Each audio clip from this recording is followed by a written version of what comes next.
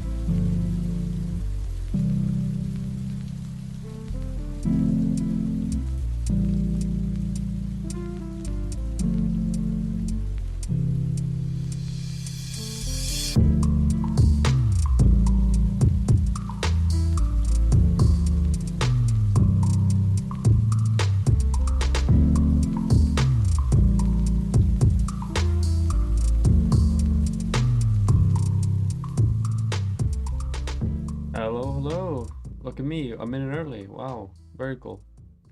Probably not even a minute, a few seconds. Okay. Wait, I was late? How did I get late? What? Did I spend 1 minute just looking at what? Okay, well, damn, fair enough. Alright, well, I was almost early. That's close enough. That's close enough. Latte, I'm sorry. Alright. And guess what? Wow, we have translocated again. We're in a new spot. I didn't move chat. I should have moved chat. Let's move chat right now. That's the wrong button. Done, done. Let's move you guys. Hello? Over there. Let's move the gradient. Let's flip this. Put that over here. That's not how that's supposed to work, but that's okay. All right, there we go. And now lock them again, and we're good. Is it time for epic video? It is not time for epic video game, okay? It is time for epic education, all right? No, we got a bunch of stuff planned, and I have a bunch of exciting news actually, a bunch of interesting. My hair looks awful. I do not know what's going on with my hair today.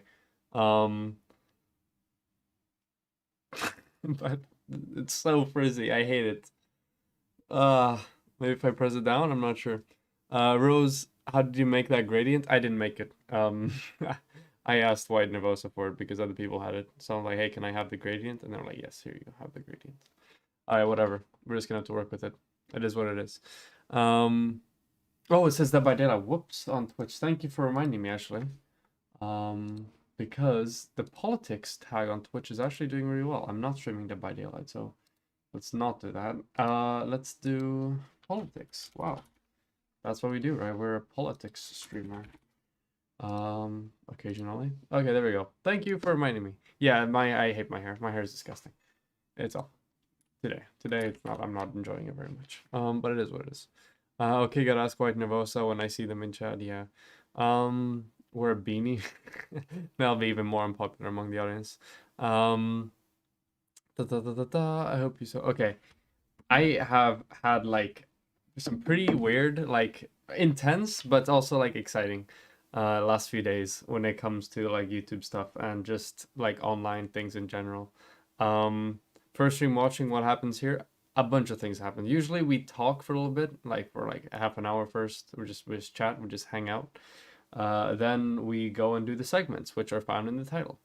And yeah, the segments for today is we're going to be listening, or we're going to be not listening. We're going to be talking about Golden Dawn, the Greek political party, and about its history, you know, stuff like that, its downfall, yada yada yada. Interesting stuff there. And then we're also going to be talking about economic integration as a concept. But yeah, I can tell you this, okay? I got something special planned for next stream, but you guys will see. I imagine someone sorting by Dead by Daylight category on Twitch just who wants some epic video game just to suddenly give market socialism pilled. I know, right? Power is fantastic. Nazi, yeah, they are Nazi party. It's true. But like, okay, so here's what I think. Okay, I think that we're about to enter a new. Maybe this isn't the best vocabulary choice given what we're talking about in this stream, but we're gonna enter a new golden age. Okay, of Roser's content because I am expanding. I've sent out a bunch of emails to like panels, other YouTubers, debates, I have become more active on Twitter. I'm going to talk to you about that in just a bit because, oh boy, Twitter. And then there's another piece of news as well, which I will get to in just a little bit. Another like expansion thing, okay? So we got a bunch of interesting, I guess, changes coming along. But oh my god. There's just so much weird things that have happened recently that I want to talk about. So I'm in communications with Angry Foreigner. In case you guys don't know who he is, it's a Swedish political YouTuber who produces a lot of content about things like immigration, which I have heavy disagreements with. This person right here, 229,000 subscribers. He lost a K recently, it seems.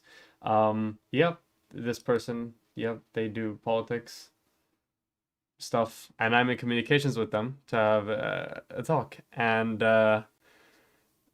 it's quite some communication, and I can't disclose too much just yet, but whatever the outcome is from this point forward, you guys will get a good video out of it, or debate, depending on what happens. But you'll get something nevertheless, because oh boy, there's some stuff going on there. So yeah, that's one thing that's going on. We're talking to them about stuff like that. No, he's not getting nearly as many views as he used to get. He's getting very, very, very few views comparatively. And he's like losing subscribers and stuff like that. So that's something that's coming up. I'm really excited about that one. That's what might be happening on Wednesday, depending on, you know, if there's a response or stuff like that. But yeah, he's the face of like the online Swedish right. And I'm not sure if he's like alt-right though. He like postures very much as like this, oh, you know, like enlightened centrist. I would like compare him mostly to like Sargon of Akkad, in the sense that like they both have sort of like a similar like, I suppose, like persona or like, you know, political beliefs or stuff like that. But then they're often useful towards like right wing or far right people, who like use them and the narratives they push to push their own agenda basically. But yeah.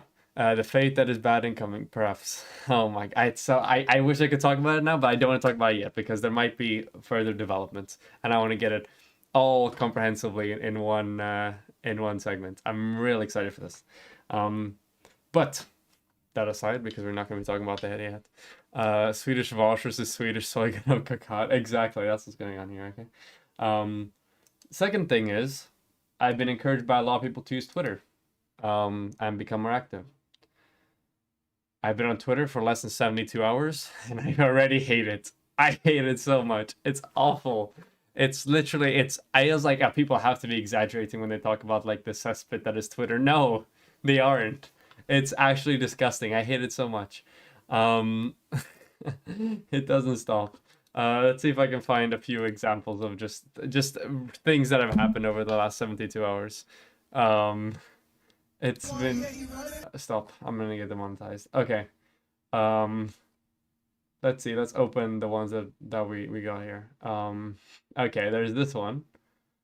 Why can't I open tweet? Are you serious? I can't open tweets in another tab. Wait, if I do this, that will open my profile. That won't open the tweet. I hate this. Okay. Whatever. Let's try to make this work. Okay.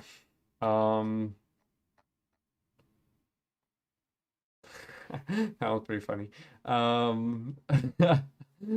Let's see. Where do we start? Okay. So, wait, has that been deleted? Really?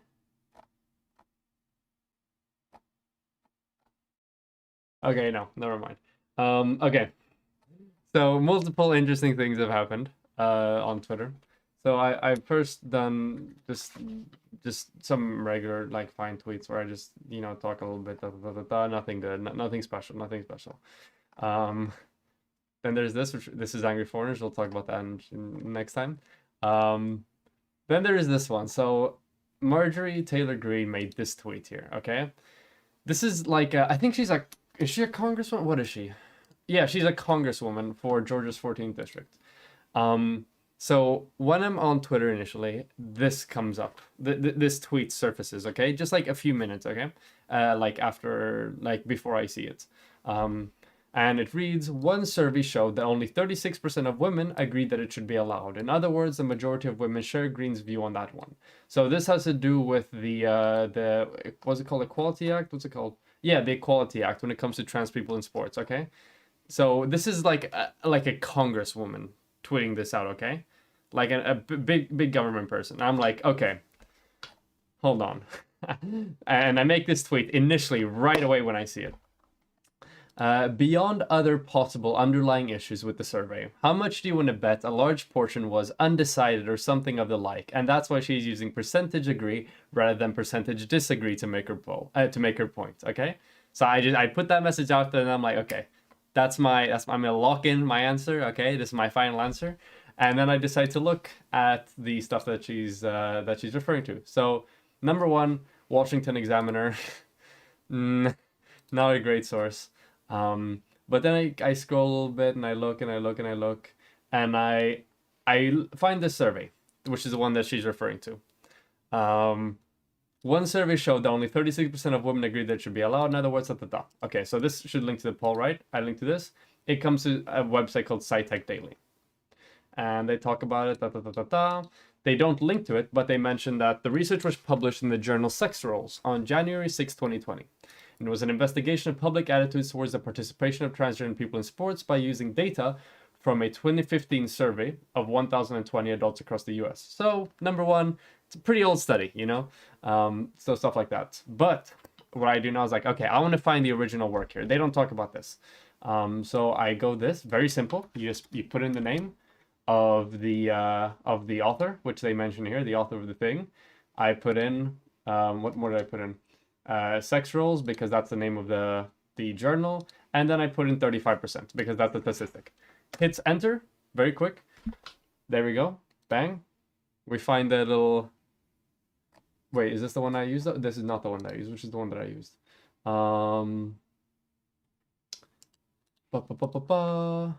Is this the one that I used? Hold on. No, I googled something and then I got this link. I'm gonna, I got this one. Public attitudes about transgender participation. Is this one of the ones that are here? What did I search exactly?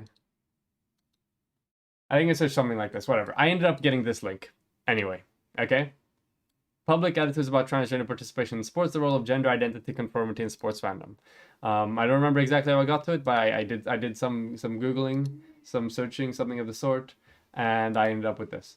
Now, this doesn't give me the data that I want, so through a little bit of magic, which we don't talk about, I used my my school, you know, logins and everything to properly access the study, as one should. And yeah, and this is my school, Sci-Hub, and I logged into my school, and through doing this, why is it taking so long to load? You're killing my momentum here. Please load. Thank you. And I'm here and I'm looking, you know, okay, like what do they have? What do they have going on here? Do we have a results page? We have a results page here. Very interesting. Okay, let's read the results page. So this is the poll that this article here refers to, that Marjorie Taylor Greene has cited here. As expected, a higher percentage of women, 35.6%, this is the 36% she's talking about here, than men, agreed with allowing transgender athletes to participate. So 35.6% of women and 23% of men. In addition, a higher percentage of men, 38.8%, disagreed than women at 28.5%, which was statistically significant. So what this means is that 35% of women agreed with the policy, or with allowing trans people in sports, 28.5% disagreed with it, and the rest were undecided and uninterested. So through like the fact that, you know, and I made this known here, I was like, okay, yep, just like I thought, more women agreed, 35%, 35.6%, then disagreed, 28.5%, that trans people should be allowed to compete in sports. Always beware of statistical obfuscation, folks. Data from yada yada yada. And after I did that, I decided to make like a new tweet, which is just about that. So this is a blatant lie, dug around for the research. Now, this is, no, she wasn't using the men poll. She was talking about the women. 36% of women agreed that it should be allowed, is what she talked about there. So the fact that, like, I just want you guys to put this into perspective, okay? It took Rose 5 to 10 minutes to say use congruent. Yeah, I know. But I wanted to illustrate the process of like how it takes like 10 minutes for a 17-year-old Swedish teenager, well, I guess that's their teenager because they're 17-year-old, for like a 17-year-old Swedish guy on the other side of the Atlantic Ocean to find out that like an elected representative is just completely just manufacturing, you know, like data points or stuff like that with something that has no basis in reality. I don't know. You guys may already be desensitized to this. That's perfectly fine. I mean, I haven't been on Twitter for a lot. If you've been on Twitter, then you may be more active of this. But like this is something that I encountered like my first like half an hour on Twitter. I find this, and it's just it's like These are public officials. Like how does this, how is this allowed? How does this work? Um Twitter's like 50% disinfo. Yeah, I realize this now, but like holy shit. And then we can look at the replies. Um like, okay, we have some people just being like, congratulations, you're giving it too much credit. And then we get stuff like this. Yes, I also love it when someone who is as useless as you are by your profile, and I am sure a progressive liberal that wants everyone gay and twisted, can't wait to jump in and attack a normal conservative real woman. What's the matter, Buttercup? No gender for you? What does this mean? What does this mean? Can someone explain this tweet? Can someone decipher it? What does this mean? It's like one run-on sentence until here, and what's a matter, Buttercup? No gender for you. What does this mean? No gender for me, I guess. Like, like it's so sad, but it's also so funny. I can't deal with this. Did I give you a comma or two basic punctuation really might help you run on insults actually land, Buttercup? And just suck it. Like, I swear to God. It's just, it's so funny. Oh my God. There was another one as well. They probably deleted their thing as well. I swear to God. It probably was on my other one, maybe. I'm not sure. Have they deleted it? They may have deleted it, to be honest. Yeah, they appear to have deleted it. And then there was somebody else being like, who are you, Swedish person, to decide about the validity of American studies, or like something like that, I swear to God. Are we pretending this is a crazy thing, or am I literally just that desensitized to this kind of stuff? MB Rose, yeah, I swear to God. He failed English in high school. Like, this is, this type of thing, I swear to God. And this was like, oh my, is this what Twitter is? I understand why people hate Twitter so much. It's actually painful. Twitter is awful, okay? So that's one little nice interaction I had within my first like half an hour on Twitter. Then Peter Coffin makes like a tweet basically, making fun of the anti-burn your bus narrative. Being like, oh, like obviously making fun for Biden is perfectly fine. However, picking up like these type of what's it called, like tweets or whatever, which were done, before Biden's election, and being like, this is an incorrect tweet, whatever. This doesn't work with Biden or bust. We should burn your busted or whatever. These type of tweets, I'm like, okay, and I just do the classic meme. I'm like, I will never understand some lefties' inability to conduct comparative analyses. So what I'm basically saying with this, like, I understand that we should make fun of Biden, and we should make fun of Biden, but we still need to like have some recognition that Biden was still overall the better choice for Trump. And that's what I'm saying in this tweet. And and Peter Coffin liked the tweet. And I was really confused. I was like, those some lefties include you, Peter. And then he liked this one as well. I don't know. Maybe he's just playing like 20D chess, and I'm the one getting memed on. I have no idea. But it just Twitter makes no sense to me. I don't get it. It brings me pain. So I don't know. Is this how Twitter works? I don't know. So yeah, we had that type of things happen. Peter Coffin, everybody. Twitter, love to see it.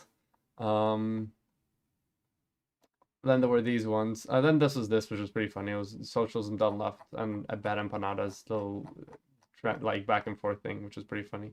And then we have, and then there's like one more tweet. I think for today it's been fine. Yeah, today it's been fine. And then like one more tweet here, another Peter Coffin meme. Let's see if I can find it. I need to stop commenting on Peter Coffin. So basically what they're saying here is this is about the Oreo trans people are real thing. And Coffin basically saying that doesn't make any sense. It's like, oh, this does literally nothing. This is not enough. This isn't like, helping people about anything.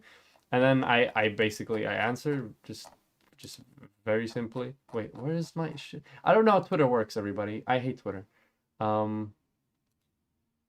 Where is my response? Right, is it to this one? And I basically say, as much as I agree that corporations co-opting progressive ideals is disingenuous, representation and acceptance in broader media and culture paves the way for actual progressive policy to be passed. While things like this are far, far from enough, we shouldn't downplay them. Because representation is important, whether we like it or not, okay? Because they do things like break down stereotypes, they, set people's I don't like more like examples, like role models, I suppose, that look similar to them, so they are able to sort of like broaden their understanding of what is like achievable for them and stuff like that. So representation, not enough. It doesn't solve systemic racism, believe it or not. But it's still somewhat important, so we shouldn't just like downplay it entirely. And then I get like 20 like responses of people basically saying that that representation doesn't solve systemic racism and that I'm an idiot. This brings me pain. This brings me so much pain. I hate this. I hate this so much. And then I give a little write-up on like the role of representation, and I even clarify that like I'm not arguing that media representation will single-handedly solve broad systemic issues. Of course it won't. However, media representation has empirical effects on things like reducing minority stereotyping, which is important. Here's a write-up on it. And all these people believe I said that fucking systemic racism is solved by representation. Like, I'm gonna become, I swear to God, I hate Twitter so much. I've only been on there for 72 hours, and there's so much dumb, just ridiculous things going on here. I hate it. It brings me nothing but pain. It brings me nothing but pain. And I guess I have to do this now because apparently this is how how you're supposed to get more exposure on your content, which I hate. But I guess this is what I'm gonna have to deal with. I swear to God. Like I have never been, I used to say that like virtue signaling isn't that big of an issue. Yeah, there's some people that do it, but like they're a minority. I spent 72 hours on Twitter and I've seen more virtue signaling during those 72 hours than I have in the like 17 years of my life preceding that moment. Like, I swear to God. I hate Twitter. Basically, that's the conclusion of this little bit. I hate Twitter. Twitter's awful. Twitter gives me nothing but pain, okay? I've only been on there for 72 hours, but holy shit. It's awful. Twitter about to break Rose indeed. Bet Empanada is crazy. Jesus Christ.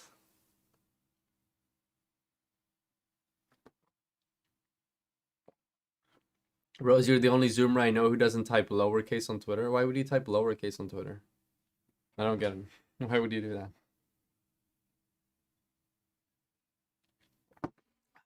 Oh my God. But yeah. Actually, I can give you guys a little teaser. I'll give you guys a little teaser for how the communication is going between me and an angry foreigner.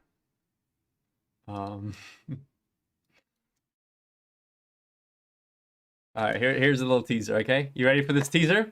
You ready? Here you go, guys. I haven't like tweeted Adam. I think I made one tweet where I posted a link to something. Okay, are you ready for this? This is how the communication is going so far. All right, that's my teaser. Full story Wednesday, Sunday, sometime. Okay, but this is the little little breadcrumb of what's going on behind the scenes with this. Okay. But oh boy, there's so much of this. There's so much of this. I can't wait. I can't wait to talk about it. But let's not talk about it too early, okay? In case some things change. But yeah, I swear to God. Ah, it's awful. Twitter's gonna turn Rose into a stammer. I don't know what a stammerite is, but yeah. Rose, you being on Twitter is using a bias of representation. Only people with mental health issues or masochists go on and they're actively on Twitter. Yeah, I swear to God. Rose, have you seen hashtag SV poll? It's just stupid right wingers. I don't know what that is. Oh no, is this a rabbit hole? Am I never gonna come back from this? Let's see. How do I do a hashtag? There we go. SV poll. Alright, what's going on here? Nuclear power. Olof Palme. New polling.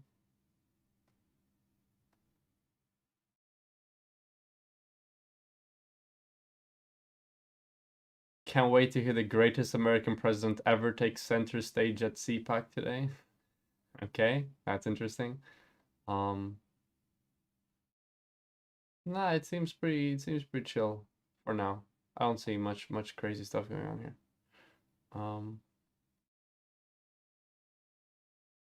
Yeah, it seems pretty chill as of right now. But yeah, there we go. That's about what I have there. Honestly, I feel like I can't have a Twitter account. I'll get constantly harassed for like having an opinion. Yeah, Twitter is pain. Maybe if you just alert, then that's fine. But yeah, that's what I did for a long time. Rose versus Stammer right is someone who supports Keir Stammer over leftist Labour and peers. I don't know who that is. So I'm doing good so far. White hair moment. I know my hair is awful. It's really frizzy. I don't know what's going on today. They're usually white nationalists and anti-immigration people there. Oh, okay. I stopped using Twitter after realizing that I never learned anything, that I spent time being mad. I could do better stuff for myself. I wouldn't be on Twitter unless it got exposure to my stuff, which it has. Like I've gone up like 15 followers or something, people that wouldn't have seen my stuff otherwise. So, you know, that's something, I guess. I gotta do what I gotta do. But yeah, so that's one. Now we've discussed like two sort of like avenues of the new golden age of Roseris. Okay, we have discussed emails that I've been sending out to people and responses I've gotten. We've discussed Twitter, and now there's another big venture. Okay, and I'm actually gonna open this up on here.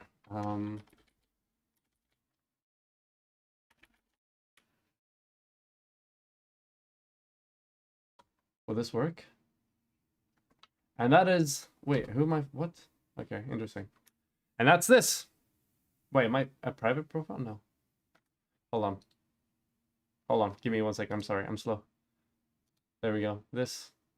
Don't tell me I'm going to have to use my phone or something to log in. There we go. Login success. 1 second. I'm sorry. I'm struggling a bit here. Wait, why am I... Stop. Don't get me. No, stop it. I hate this app. Okay, you guys are going to know what this is already. Oh my god. Oof. This, okay? Second thing is this. Right here. I got a TikTok account. All right? There we go. And I have 25 TikToks locked and loaded, ready to go. Okay? I'm going to do a little segment right after this where I'm going to talk about this. That's going to go out as a video. And when the video goes up, I'll hit everybody with... I'll start posting the TikToks, okay? I got big TikToks coming up, okay? Jesus Christ. Show us your liked vids. I don't think I've liked any. No, I haven't liked anything yet, okay? So far, it's chill. We're chilling. Yes, you're all gonna have to download TikTok again, okay? I'm sorry, but I had to do this, okay? I need to go and do the Zoomer stuff. What's this? Okay. Interesting. But yeah, okay? I had to do this. Why is Nick Videos there? Thank you for not playing the audio. I appreciate it. I don't know why Nick Videos is here.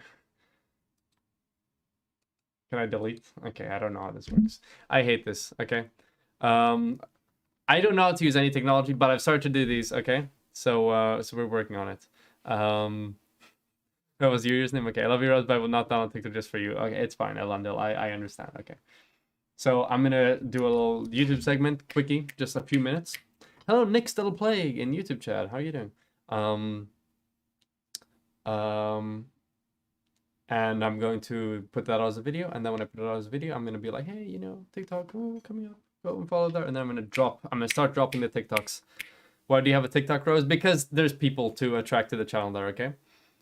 This channel up is gonna make Rose an emperor. Yeah, fucking by the end of it, I promise it will. Okay. Hello, people who are watching this as a YouTube video. A little bit of an announcement. I am expanding. I am now on TikTok under Roserist. Okay, this is my new TikTok. Come there, look at my TikToks. I got 25 TikToks locked and loaded, ready to go for when this video comes out. When this video is live right now on YouTube, if you're watching this, there is a TikTok up there right now. I'm gonna need you all to go over there, okay, and check it out, okay?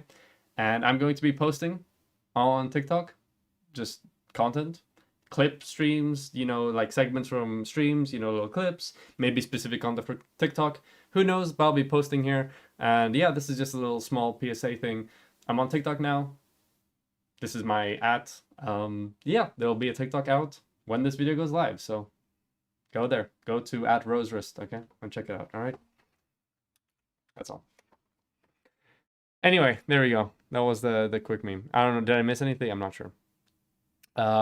You better have the ethnically Jewish clip with funny music on your TikTok.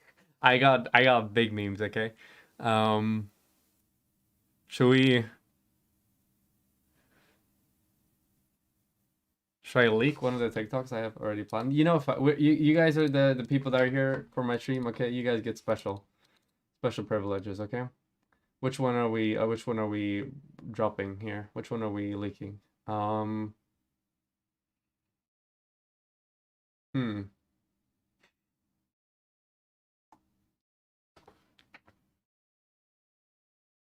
Which one are we leaking here? Let's go with that one. That one's been a while. This is not this one. Should I show that one? Which one should I show? What am I thinking here? The no one. Okay, I gotta show one of them. Okay, I gotta show one of them.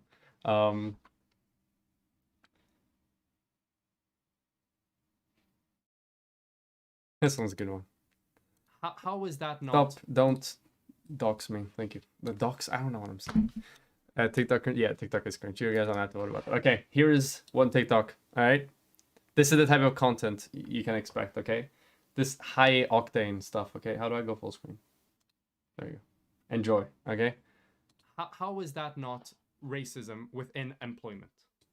When literally the racial connotation of your name makes it harder for you to get employed. But why are we just assuming that it's just racial? They manufactured these resumes for the purpose of this experiment. And the only thing they changed in the resumes was the name of the applicant. There are no other variables to consider because this was made for the experiment.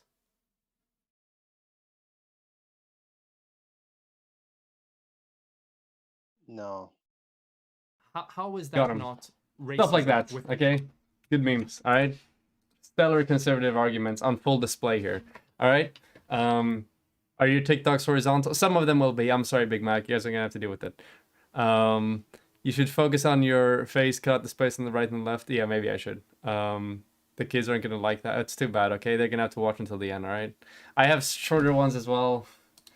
There's like this one, for example, which I think this one will do well on TikTok, even though it's like not like it's not really very educational, but it's good. And lefties need to realize that whether you like it or not, we will need to engage in acts of paternalism if we want to reach the ultimate goal of force feminizing all men. Exactly. There you go. Those we have other memes as well. Like those, okay? We got plenty of memes, okay? Nobody will watch a horizontal with. God damn it. Okay, I guess gotta non-horizontal them, I guess.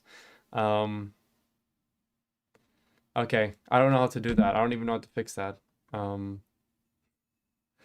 Maybe I'll have to figure this out. I swear to God, I hate this.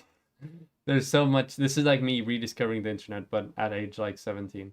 I swear to God, there's just too much stuff. Okay. Too much stuff to talk about. But yeah. There we go. Exploit your editors more. Maybe I'll have to do that. We'll see.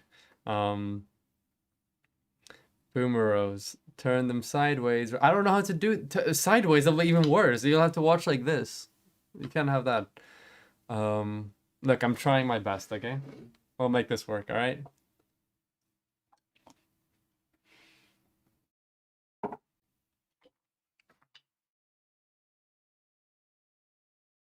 Okay. All right. Okay. All right. We get it. Exploit your looks more with this little frizzy hair. Hey, look at my frizzy hair. Like, no. No, yeah. Back in the old days, people were memeing about how vertical videos were a crime against humanity. Exactly. Now everyone's like, horizontal and genocide, all horizontalers. Like, come on.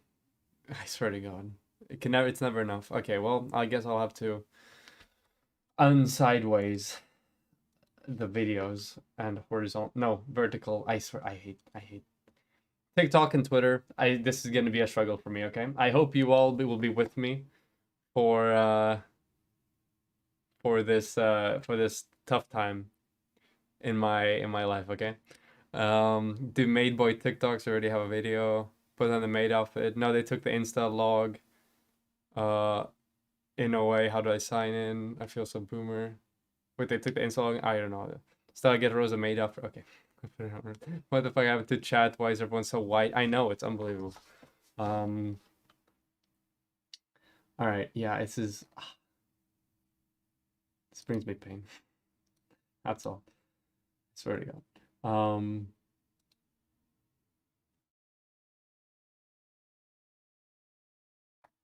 Jesus Christ. Yeah, TikTok and Twitter is a struggle, but we'll make it work, okay? And hopefully it'll bring about the new golden age of Rosa's content, okay? That's the dream. That's what we're looking for. That's what we're hoping for. I believe it'll work, okay? Because no matter what, the thing that's going on with Angry Fortnite right now, it'll make for a good video, okay? No matter what happens. That's a spectacular meme if I've ever seen one. But yeah. It's already got. Let's put that one in there as well. Ba-da-bum bum, ba-da-bum bum bum. Should be like 24 something here. I don't know how this works. Okay, let's not do this now. All right.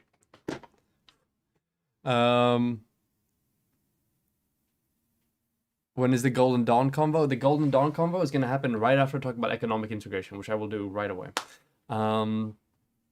After this, because it's already been half an hour of me ranting about Twitter. Brings me nothing but pain, in case I haven't said that already. Twitter bad. We all hate Twitter. Also, I'm going to have a bit shorter stream today, because I actually have mock exams during the entirety of next week. And I'm learning about learning about Japanese expansionism from the 1890s up until Pearl Harbor, basically, which is pretty interesting stuff, to be honest. But it's like 70 pages of like it's not that much, to be honest, but it's still quite a bit. Like 70 pages of like this. Ow. But yeah, so I have big exams coming up next week, and then I also have my economics exam next week. And then the math exam in 2 weeks, which I hate maths, but we'll have to make this work. I've been super busy these last 5 days with like sending out emails, with preparing TikToks, with being active on Twitter, with having communications with other content creators, with studying for my exams, with having somewhat of a social life, with having like a healthy exercise routine. I've been a busy lad over the last days. But yeah, fail all of them and get back to YouTube. Nice. Then I have to take student out of my TikTok description. That's my motivation for doing good in school, okay? Can't fail because I have to take student out of my TikTok description. Join the addiction train. What color should I paint Rose's nails when it comes? Okay. Wait, what's Golden Dawn? Golden Dawn is a Nazi Greek party, which have an interesting history, which is very... Yeah, I'm not going to spoil it, but we're going to be talking about it. Good luck with your exams. Thank you very much, Doctor. I appreciate it. The duality of... we got... This is a struggle. We got Doctor over here. Good luck with the exams. And then Horse. Nerd. I'm thinking blue and black. Okay. Yeah, blue. Yeah. If you have a light blue, that would be based. Green and black, anarcho prim color, so you can officially become one with Monkey. Yeah, that'll be me. I swear to God. Like 2 hours from now, after having used Twitter and TikTok for 2 weeks, it'll be like... I'll be like just like sitting here, just like in my chair, like this, just like, hi. Completely disheveled, computer falling apart, just advocating for the Posadist revolution so that we can start over back from Monkey. But yeah, we'll see. So green and black and archiprim colors, they can officially become one with Monkey. Is it in English or in fake Norwegian? It's in English. My tests are in English. I will consider it. Fail all, then get back to YouTube. My school canceled exams this year. Cut the life part. You should outsource some of the work to Southeast Asia. I'm gonna make him an e-boy. I'm uncancelable. An e-boy will look unironically. An e-boy look will unironically up on TikTok. Yeah, probably. Oh my god, he's doing the L sittings. God damn it. But yeah, eBay look. Okay, look. I'm sorry. All right.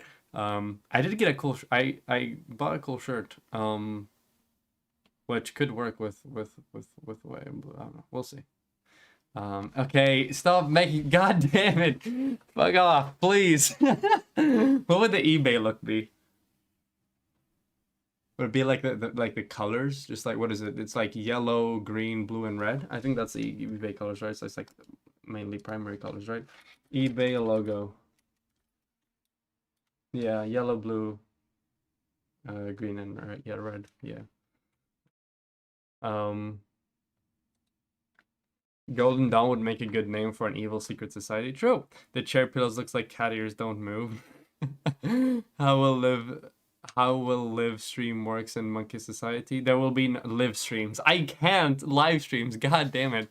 Live streams in Monkey Society. It will be like it'll be with like smoke, like signals.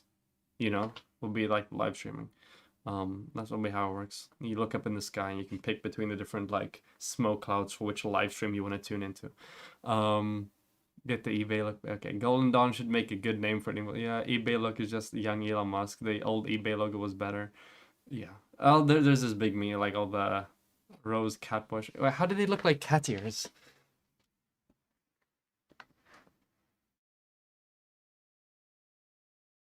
Kinda, a little bit, maybe. No, not. I mean, maybe. Yeah, a little bit. There you go. You guys are welcome. Enjoy while they last, okay?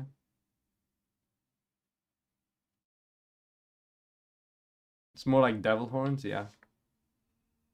There you go. Is this what you wanted? Is this what you guys came for? Smoke signal stream. Oh my god.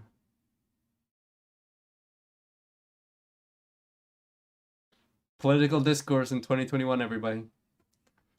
Oh, I closed my other chats. I should not do that. Hello, Bob Marley, Bob Marlenio, Hola, and Twitch chat. Hola, Bob. Yo puedo hablar un petit. Yo puedo hablar un poco español, ¿vale? No soy perfecto en castellano, pero puedo hablar bastante fluente, porque he vivido en Barcelona para 3 años, así que, bueno. Horizontal is fine, no bias here, obviously. Yeah, no bias at all from my editor. No. Do the rest of the stream like this. This feels like constricting to not be able to move my head. I'm so expressive. I can't deal with this. What have you done, Big Mac? I swear to God, you brought just pain. Why are you speaking when don't speak despacito? Okay. Una cocaína, por favor. I can be your angel or your devil. Oh my God, please. That's such a bad name. Rose habla español. Puedo hablar un poquito de español así, pero así cada stream digo como las mismas 5 cosas cada stream. Así que voy a cambiarlo un poco ahora con nuevas frases que voy a decir, pero ya no sé qué decir porque es un poco difícil hablar castellano así. No, I feel bad. Stop politics now. Okay, politic time. All right, I'm going from a book this stream. All right.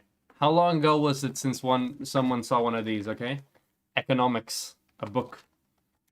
Thick book, okay? I need someone to take a picture of this whenever I have an ANCAP come in and tell me to, like, read basic economics, okay? That's the only reason why I'm doing this, okay? Book. Anyway.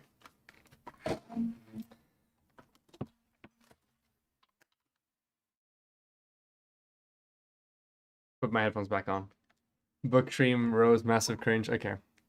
With those horns, you look like the evil version of Roserus that sits on one of your shoulders when you're trying to make it a... Okay. My nickname for Rose is actually Angela Mal. Basic economic. Okay. Economic integration. What is it? Why do we want economic, integration? And what is the process by which you attain economic integration?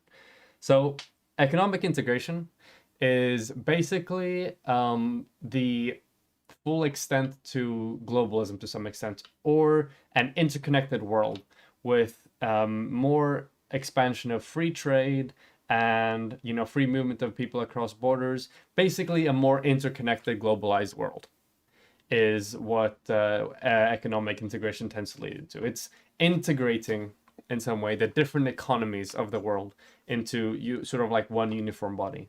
Now, there are a couple interesting examples of this. The most prominent one right now being the European Union, who they are doing an economic integration right now as we speak. So I'm going to talk a bit about economic integration, what it means, advantages, disadvantages, steps in the process, stuff like that. So the first step to sort of having economic integration is just establishing sort of a community of nations which like or think that it's cool to trade with one another. These are often called preferential trading areas. So what preferential trading areas are is a combination of at least 3 countries, could be 2 maybe classified. I think it's, you usually talk about it in 3. So it's like a bigger group of people who all within each other trade relatively unhindered. So this might mean that you have a dramatic like reduction of things like, for example, tariffs between those 3 countries to encourage trade going on there.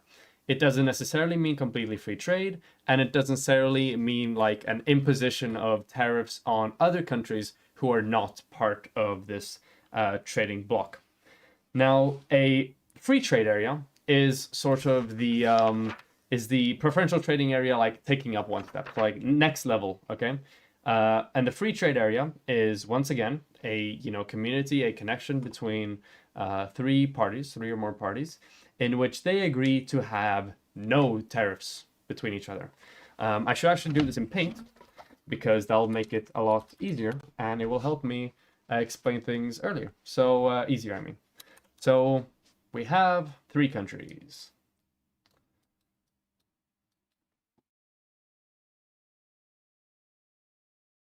Country A, Country B, and Country C. And these want to be friends, okay? These want to chill with each other. They want to have better trade. And then there is Country D. Nobody likes Country D. They don't want to trade with Country D, okay?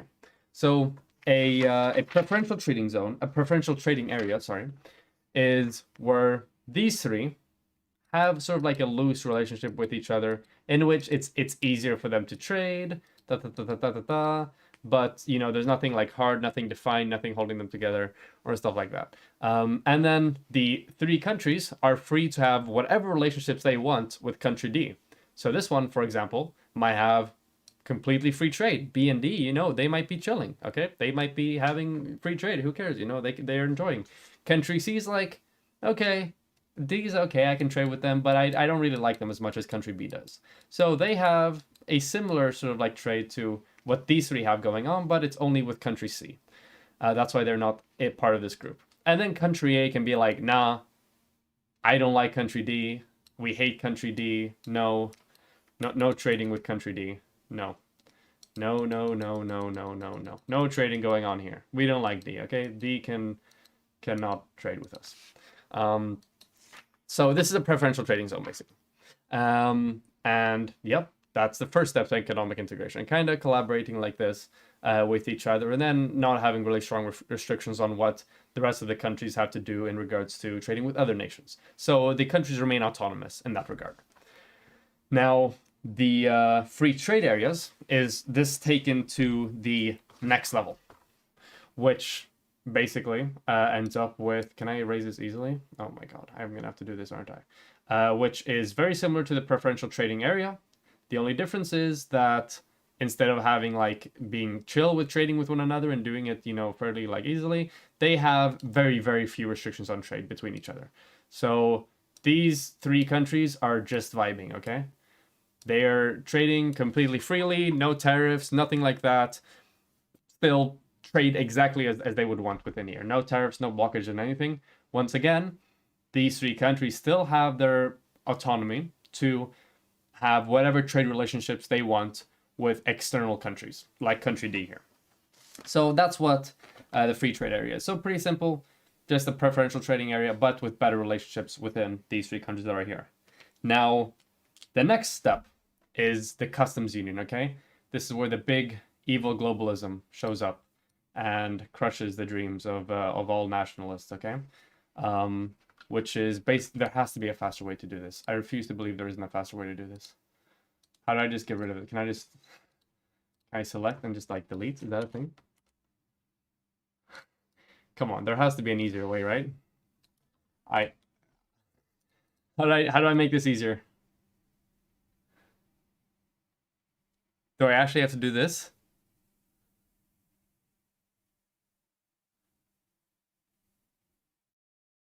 How do I do this, chat? How do I do this quickly? Do I actually have to delete it like this? I swear to God, I hate this. I could have done it way easier. I could have just done this. Bang, bang, bang. That doesn't work. Use scroll wheel to increase eraser size? No, that doesn't work. I hate this. You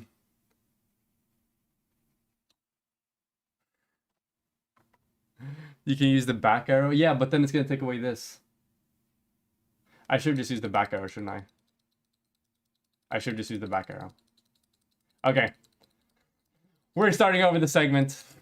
I messed up. This took way too much time. I'm sorry. I can't even go back far enough. All right, we can make this work. We can do this, I believe. Okay. I'm sorry. I'm a boomer. I'm a boomer. Okay, I lost to MS Paint. You can erase the size on the top. How do I... But that's still not big enough. It still isn't big enough. Okay, whatever. I lost. Okay, I lost to MS Paint. What do you want from me? Okay, I lost. All right. Anyways, segment restart. Don't know how to do politics. I'm a beginner. I've only been doing this for 9 months. Okay, 1-0 to MS Paint. We're doing a rematch. All right. I lost. Okay.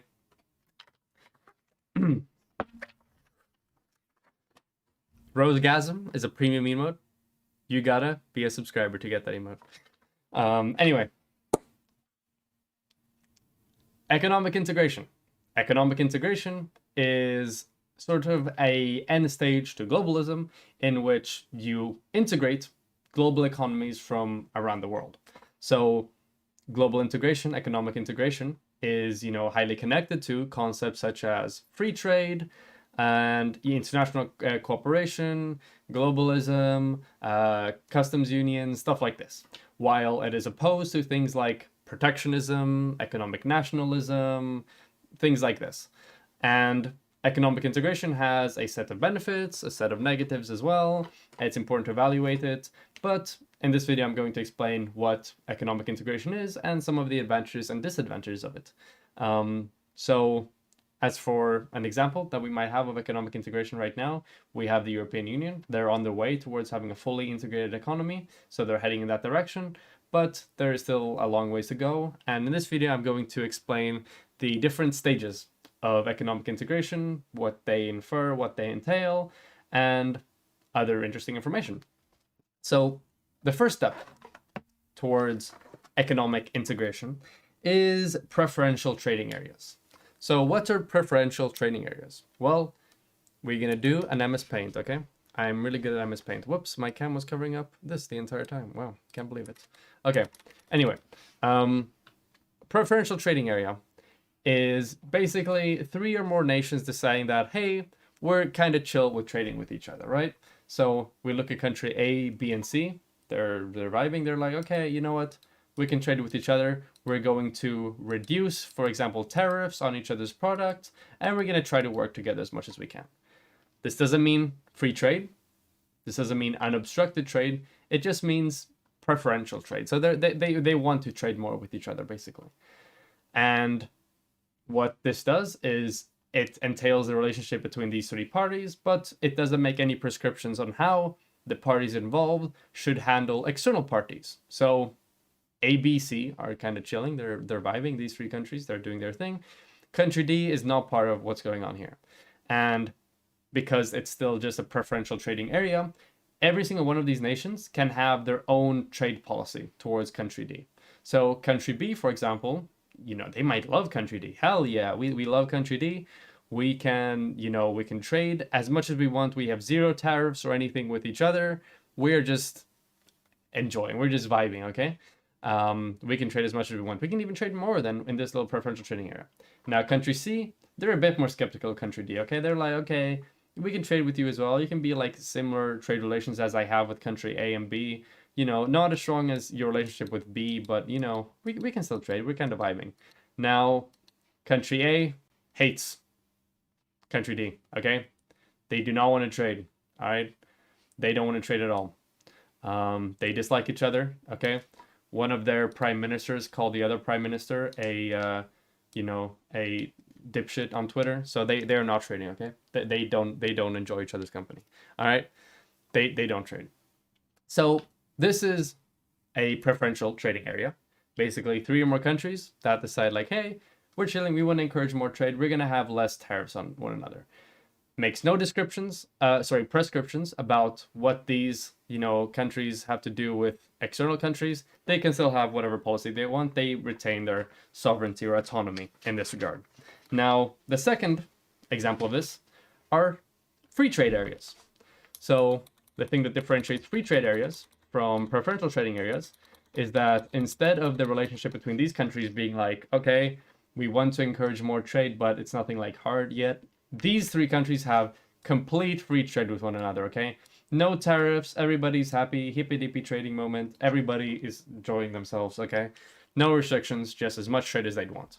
Now, once again, free trade areas make no restrictions on the 3 parties or the 3 or more parties a relationship with other countries. So once again, B can be completely vibing with D, C can be, kind of, we're cool, and A still thinks D is disgusting, and vice versa. So this can still be, taking place. That's the second step, free trade areas.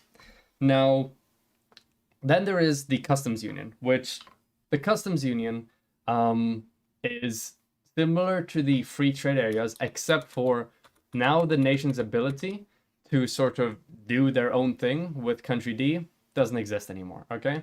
So now these 3 countries are doing their own thing, okay?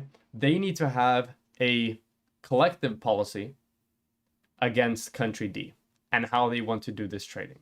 So they have what's called a customs union. So they have, like equal customs for all countries that trade with this trading block, okay? With trading block ABC. Let's call them trading block ABC. So given that one country does not want to trade with them, one country really wants to trade with them, and one is ambivalent, you might expect the policy of the ABC trading block towards country D to be ambivalent. We're kind of chilling here. We're enjoying ourselves. Now, this next step has less to do with this necessarily, with how the countries relate themselves to other countries external of the trading block, and more with increased amount of benefits for these 3 countries to work together. So things like this include, for example, having a common market with common policies on, for example, let's actually right here, common policies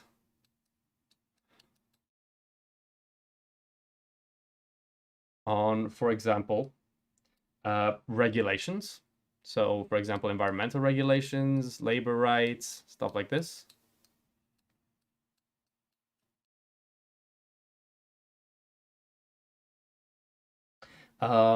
Free movement of goods. So, like, basically, furthermore, like, no tariffs. So, pretty much what had been established already before.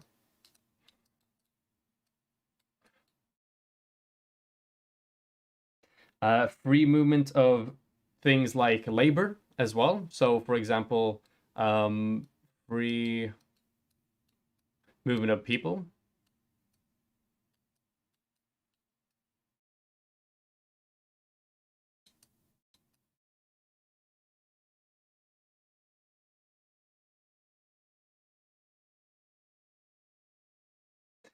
So you basically have some level of collectivized policies between these three countries that go beyond just like not having tariffs with each other. You have more common goals when it comes to when it comes to the way you want to regulate your economies. Now, an excellent example of this is the EU. So while there is a Eurozone, which is a subsection of nations in the EU as a whole functions like this. It's a common market. They, as a whole, have a large customs union in which they have collectively decided on the way that they will handle trade with other nations. And beyond that, they also have a series of common policies that go for all EU countries, such as common regulations. For example, farming regulations in the EU are, all across the EU. They apply to all the member nations, and things like the free movement of people. It is very, very easy to migrate, go on vacation, to do whatever with other countries within the EU. It's like one big country when it comes to immigration, really. There are like very few like checks on the other countries. You just need to, you basically need to like cross the little booth they have set up where they basically just like register that you're in the country and they just like check your passport and then you're like good to go. You don't even have to like get out of your car. It's pretty cool. So these are examples of what the EU is then. And this is part of, the common markets development on a customs union. The next step is an economic and monetary union, where you once again level up, I guess, the the relationships and the common policies that country A, B, and C have with each other. So beyond just having, common regulations, free movement of people and stuff like that, now you take a lot more, a lot more hardline economic policies when it comes to the way you decide to have to regulate your economy. So things like, for example, having a common currency is a big thing here. Let's call this a. Should I write it down here? Yeah, let's do it right down here. Economic and monetary union. So at this point, they have a common currency. So what does this lead you to believe? This leads you to believe that economic and monetary unions is, for example, like the Eurozone. Common currencies.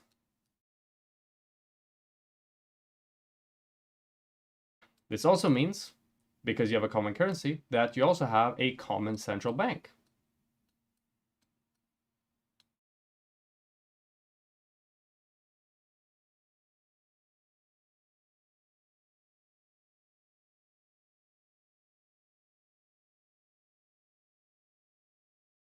So what does this mean for the countries A, B, and C when they have common currencies and a common central bank? Well, this means that, for example, different exchange rate fluctuations between the countries disappear. So there are no differences in the exchange rate between different countries because, well, they have the same currency. This also makes a currency a lot more stable because the broader a market behind a currency, the more stable the currency will be. So let's say, for example, to explain this, you have the euro, a currency that is used by a bunch of countries in Europe with pretty strong economies relative to, like many other countries. And they all share this currency together. They have a lot of like capital backing up this currency. It's a pretty stable currency. Now, if you look at the currency of like some, like small country, like, for example, let's say Sweden to some extent, because they aren't part of the Eurozone, that the crown, the Swedish crown, is a lot more unstable than the euro because there's less of a market behind the Swedish crown than there is behind the euro. So let's say that Sweden has massive issues with obtaining natural resources, for example. Let's say that our forest is like, we have a big forest fire and burn down or whatever. Okay, this is going to be devastating for our economy and therefore will be bad for our currency as well. Now, should we have been part of the Eurozone, for example, had we had the same issues with a forest burning down, let's say, and us losing a bunch of like natural resources, this is just an example, then it wouldn't bother us just, quite as much because we're still interconnected with the common markets of the other countries within, the Eurozone. So our the currency isn't going to take as much of a hit. So therefore, the Swedish currency of the euro then wouldn't take as much of a hit. So that's another thing. The currency will be a lot more like stable. And as a result of this, you will also see more sort of like business activity because your currency is more stable. It's seen as a safe investment, and there's less perceived risk in trading with countries that have like a strong collective currency that is used by multiple parties. So that's another thing that comes with having a more stable currency.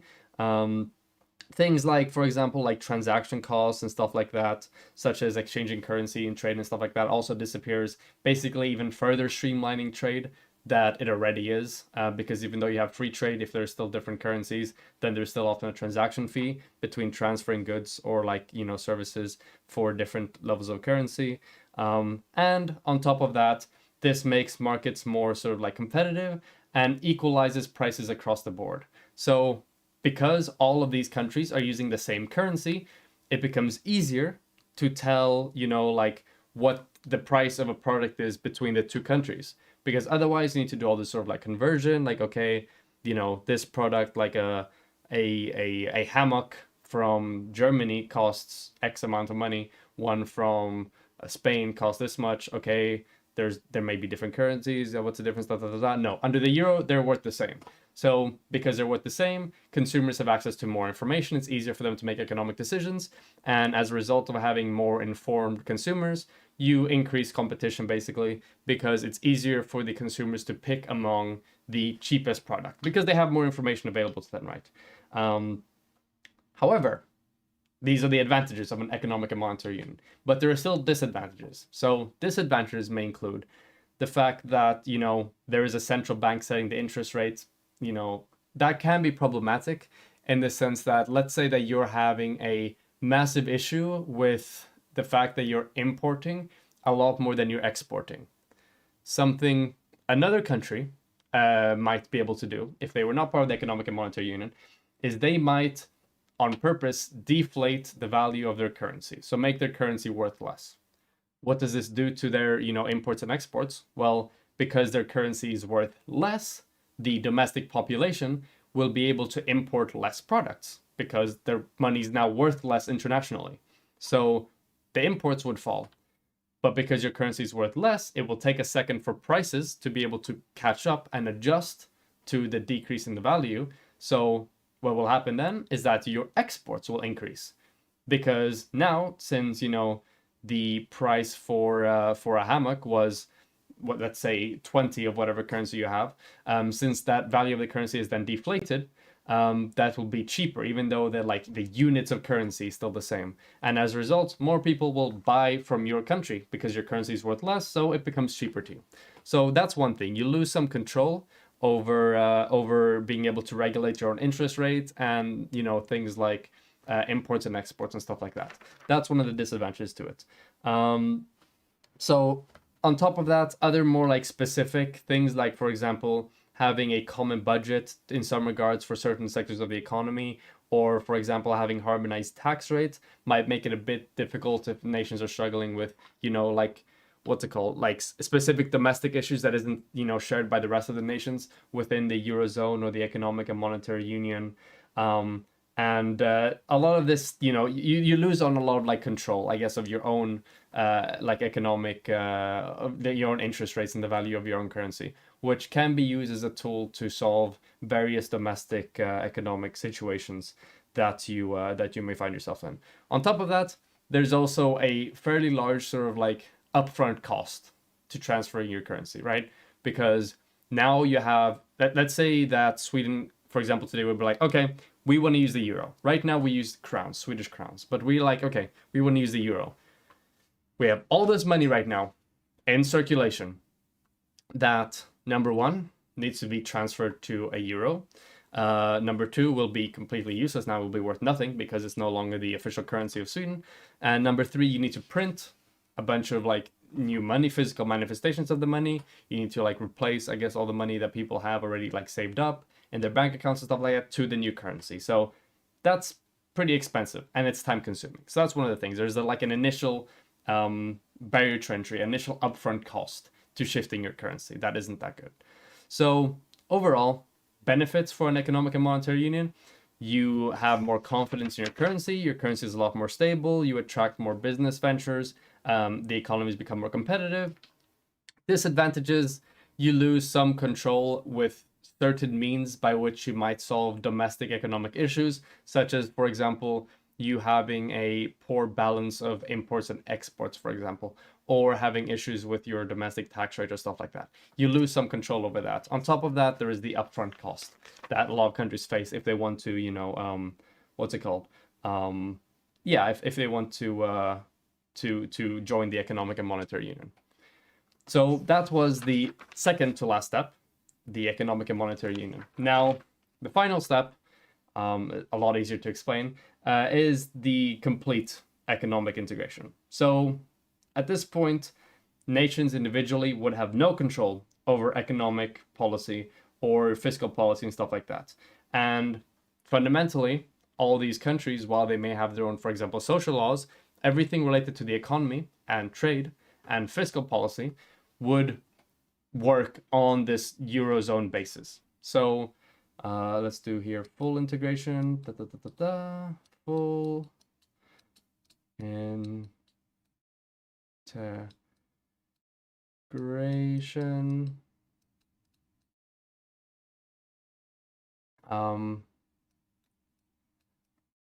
Common. It's not used by common, is it? Common economic and fiscal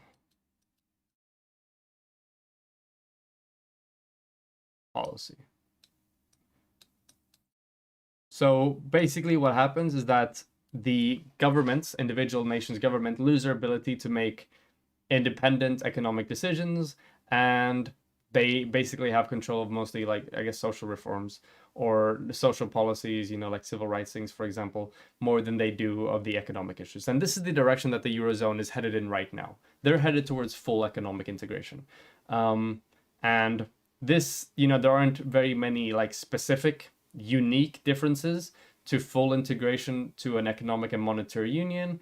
What it is more is just like, it's this just like turned up to a 10, right? So whatever advantages and disadvantages you might face with an economic or monetary union are increased.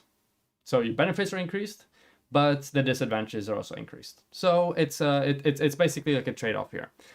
So the things you might want to assure yourself before you move towards full economic integration is that all the countries within the Economic and Monetary Union are on a somewhat even playing field when it comes to the stability and the strength of their economy, and that all their fiscal and economic policy are already pretty similar to one another.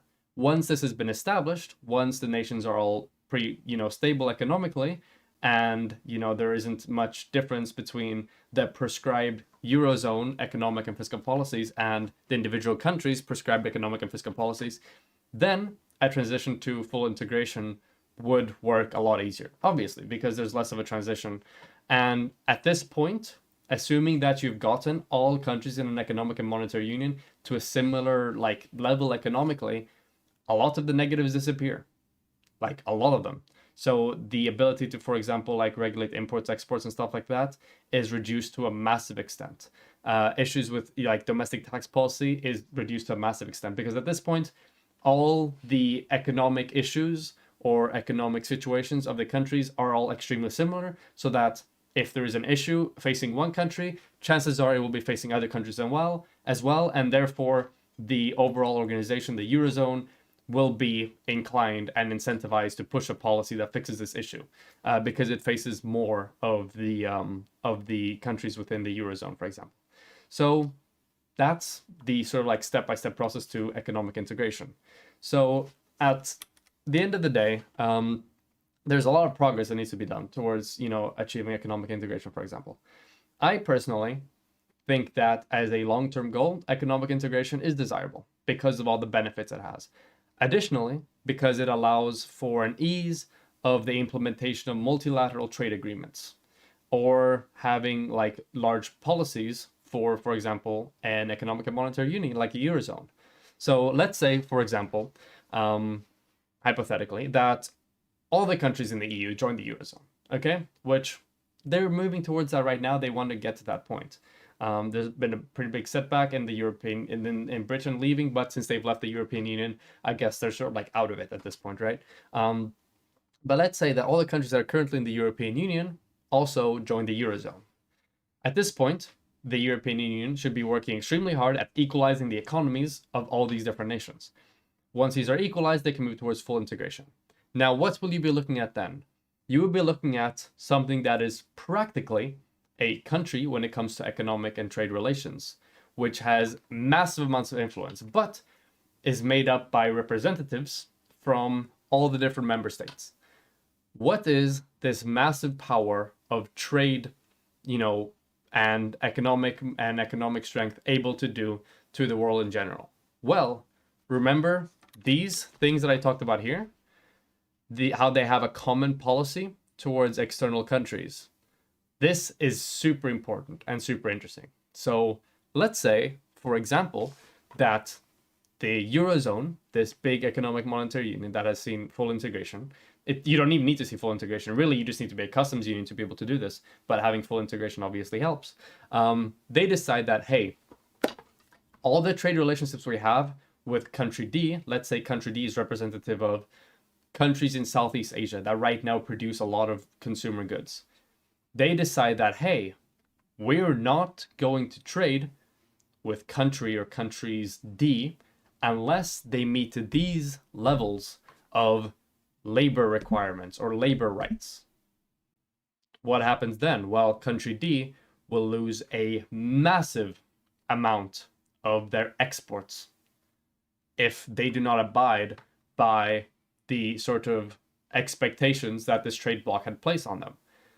This is, in my opinion, the way by which we solve issues like poor, like labor standards and labor laws in developing countries, and the way by which we solve issues like climate change.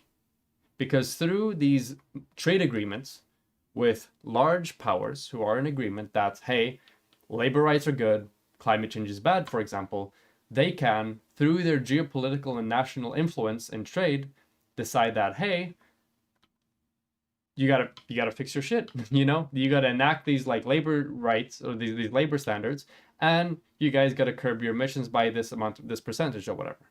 And that's massive because these are some of the biggest issues that we face right now when it comes to the world in general. And climate change and labor rights are just a few of the mentions. You can do this for social policy as well.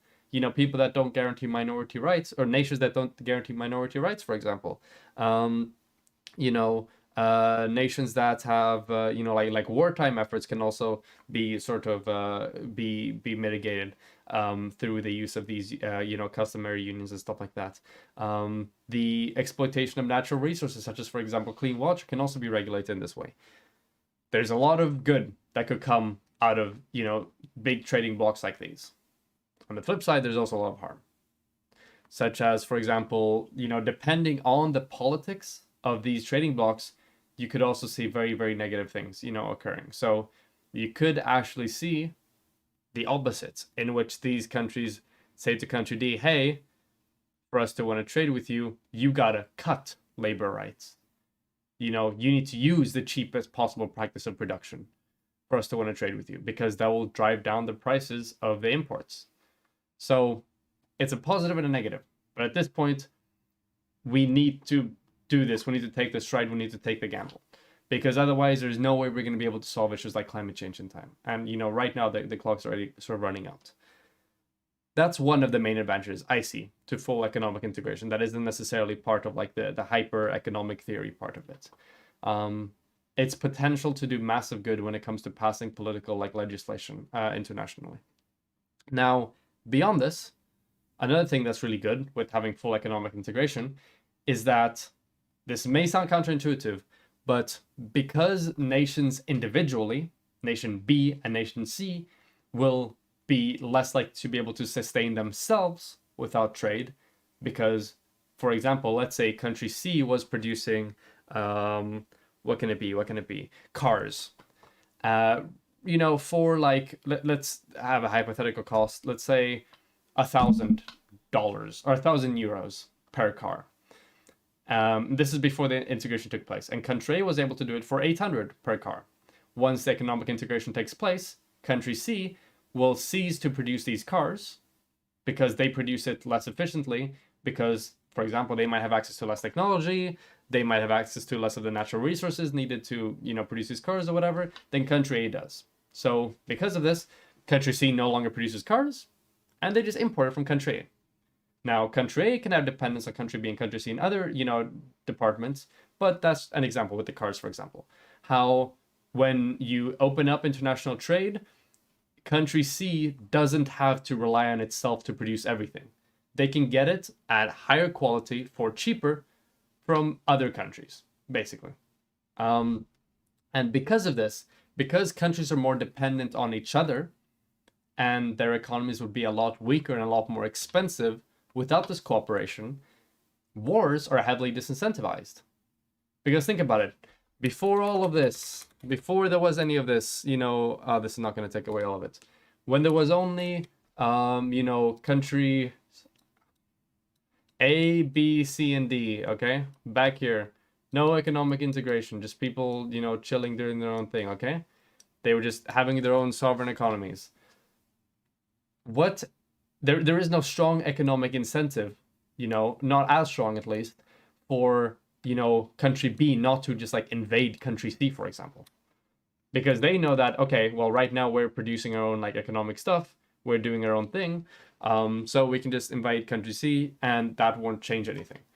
But when the countries are integrated, if country B were to invade country C, country B would lose out on a lot. Because they're the aggressors, all the other countries, country A, wouldn't trade or wouldn't, work on, nice terms with country B. So they would not be receiving any of the trade, and they would be supporting country C. Country C would be supporting country A, and country C would stop support for country B. So having international conflict, is also highly disincentivized, because your economy will take massive hits, and you may not even be able to sustain a sort of like an autocratic economy based on the principles of autarky, because you simply you don't have the ability to manufacture all the materials you need for a wartime effort domestically. So yeah, that's another advantage to economic integration that I see. But of course, this is something that has to be done in a sustainable way, like I mentioned previously. If there isn't sort of a level of economic harmony between the countries before integration takes place, then you might leave some countries behind, in that, let's say, 99% of all the countries are on an even playing field and they are facing like similar issues or whatever, but one country is doing very poorly. If they were to cede their rights to determining their own economic, fiscal, and monetary policy, they would struggle a lot, because their material conditions wouldn't be the same as the other countries. And therefore, the Eurozone, the overarching body, wouldn't pass policies that were, would help them, because they're the only person facing this issue. So for me, it's a question of pragmatism, of being able to do it well, of competence, more than it is of sort of like ideological prevalence. Because if this is done well, I see very few arguments against it. So yeah, this practically fundamentally just relies on an ability to implement it in a good way at the end of the day. So yeah, that's the economic integration bits. Big speak. My mouth is so dry. Holy shit.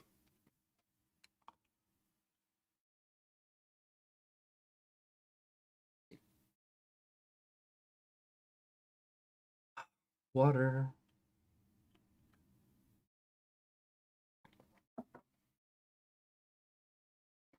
Thank you, Demosthenes Locke. I appreciate it. Now, it's time. Golden Dawn memes. Memes? I don't know. Maybe that's not the right word.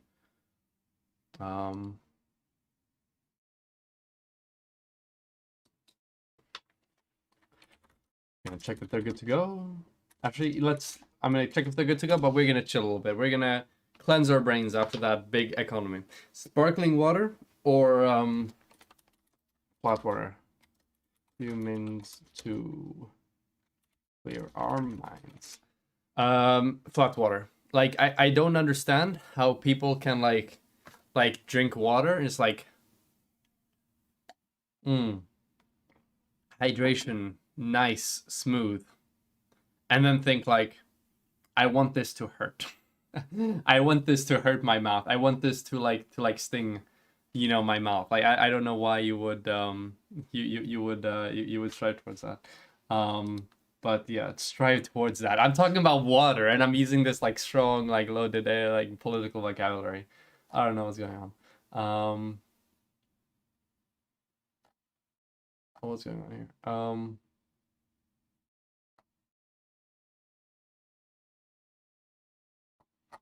Why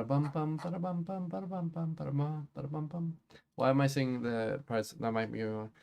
I love sparkling. Why do you like sparkling water? Sparkling water is awful. Like why? It's just like maybe it'd be good for me actually because it forced me to drink slower, so I'd choke on water less. Who knows? I swear, to God, my hair is awful today. I don't know what's going on. It is what it is.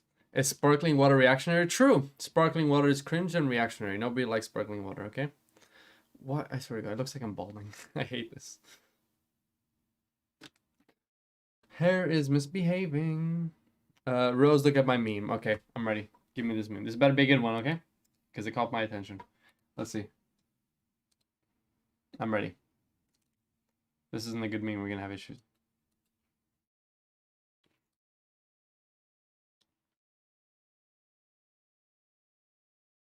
Oh my God, what is this? What is this? Oh my God, it's a narco rose ristism, Botten Texten or something. I don't know. Okay. It's good. It's alright. I'm gonna give this a 7 out of 10.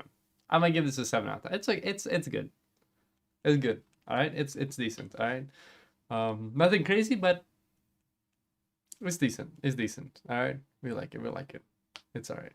We can work with this, okay? We can work with this. But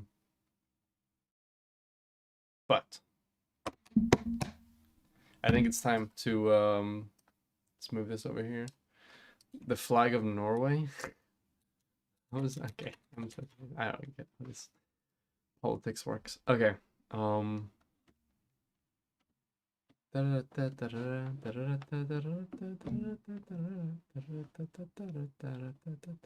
Why am I saying Pirates of the Caribbean? Why did that get stuck in my head? I'm not sure why.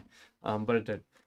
Anyway, Golden Dawn stuff. That's what we're all here for, right? That's what we're all waiting for. What? No, go close. Nope, I'm leaking my DMs. I always do this.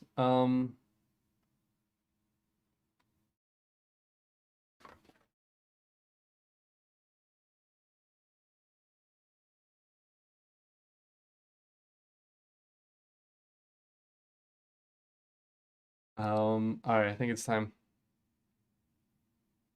for Golden Dawn. Pretty cringe, but I can't believe people unironically like sparkling water. This is disgusting. All right.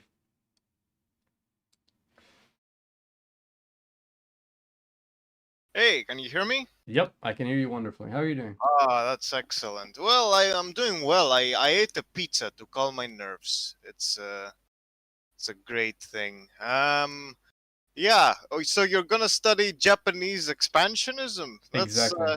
That's great stuff. You know, first Sino-Japanese War, the rise of the Zaibatsus and the quest for resources, the Russia-Japanese War and the capture of Port Arthur.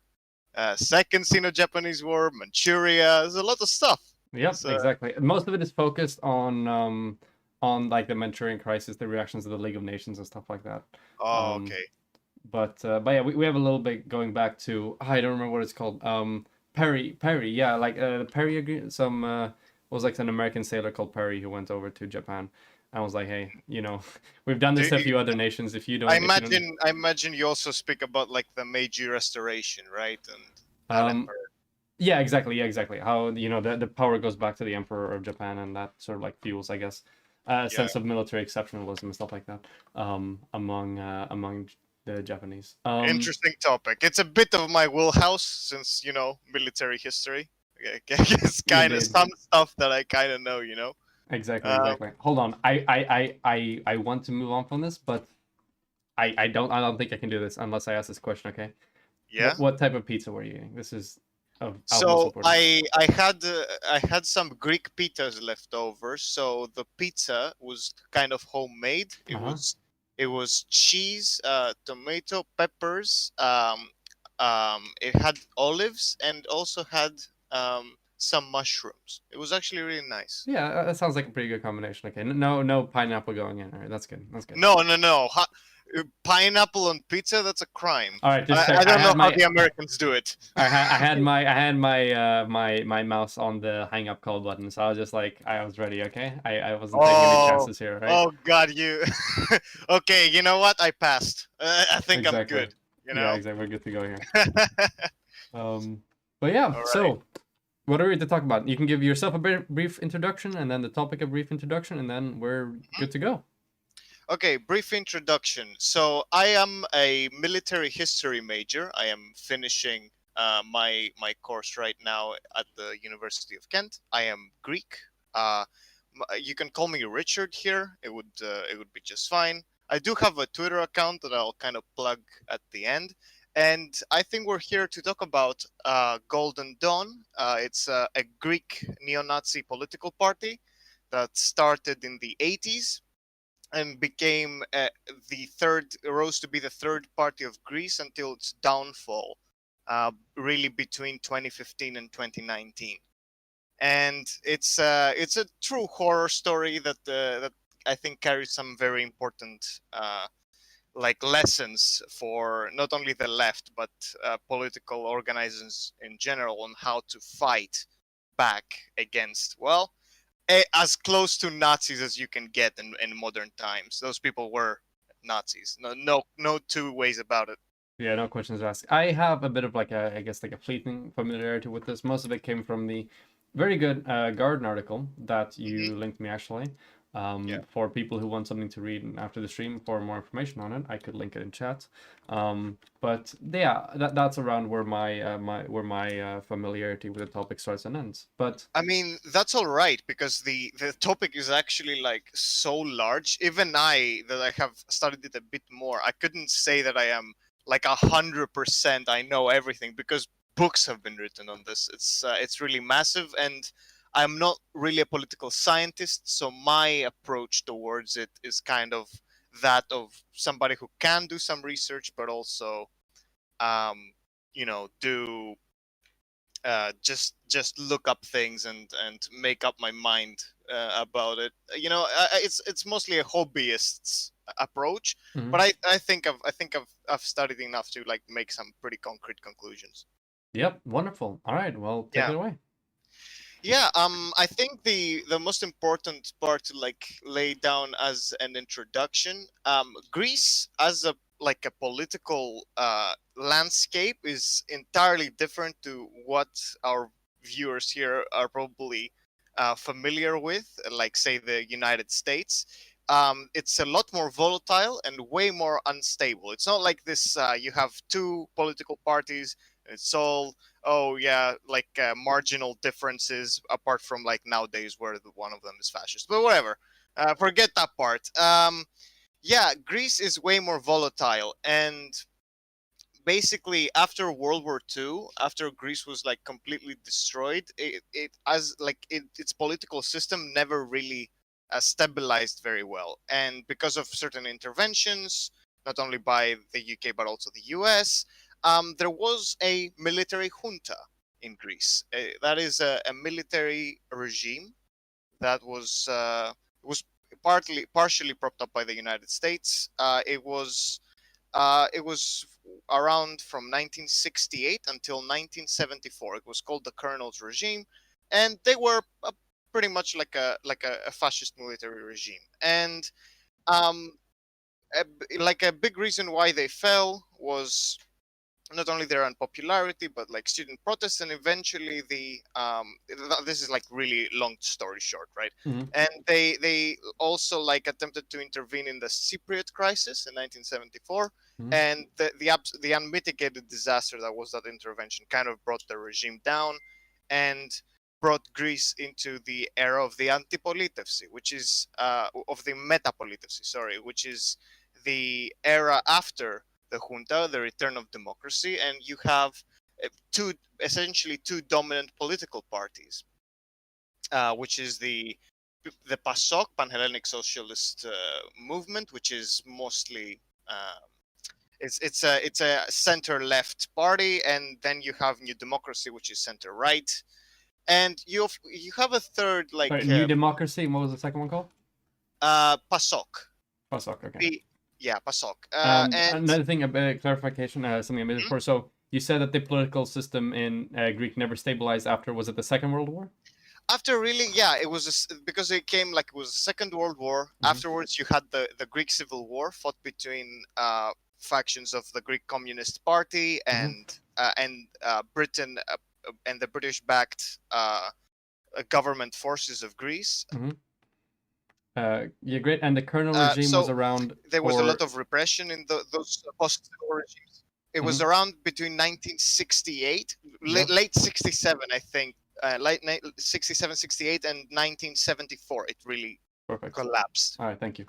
Although the original leader was gone by 73, really by a counter coup by the most hardliners of the junta. But yeah, you enter the metapolitevsi.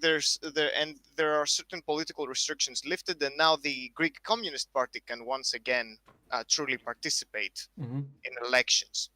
But of course, you have, with the fall of the junta, not all its elements really went away, and there was a small group founded in the 80s called Golden Dawn. This group its founder and its founding members were part of the youth leaders of the junta, and once they were founded in the beginning, they were an explicitly neo-Nazi party. So they had those meetings. You know, back then it was a very small organization. So they had those meetings where they would congregate. They would covet new members and put them through ideological re-education. They were called the Pirines, and they would teach them about the Nazis, about how the Holocaust never happened, how Hitler could have won the war. You know, a lot of Nazi stuff. Okay. Yep. So they radicalized those members, and they started to try to grow their operation. They started publishing a newspaper and a magazine with the title Golden Dawn. We had publications such as Rudolf Hess, Immortal. You know, they were talking about really Nazi topics and nationalism and Greek nationalism and Greek superiority. Anyway, long story short, they have this era where they're an explicitly neo-Nazi party. They congregate together in in meetings where there's everywhere swastikas are handing out Mein Kampf, you know, some really the hardline stuff. So there's this hardline core created. But then the party going into the 90s, they start becoming a little more popular. When I say a little more popular, they're still at the 0.1% stage of development. 0.1.5% of the population is kind of voting them. They're still politically relevant. Most people hadn't heard of them.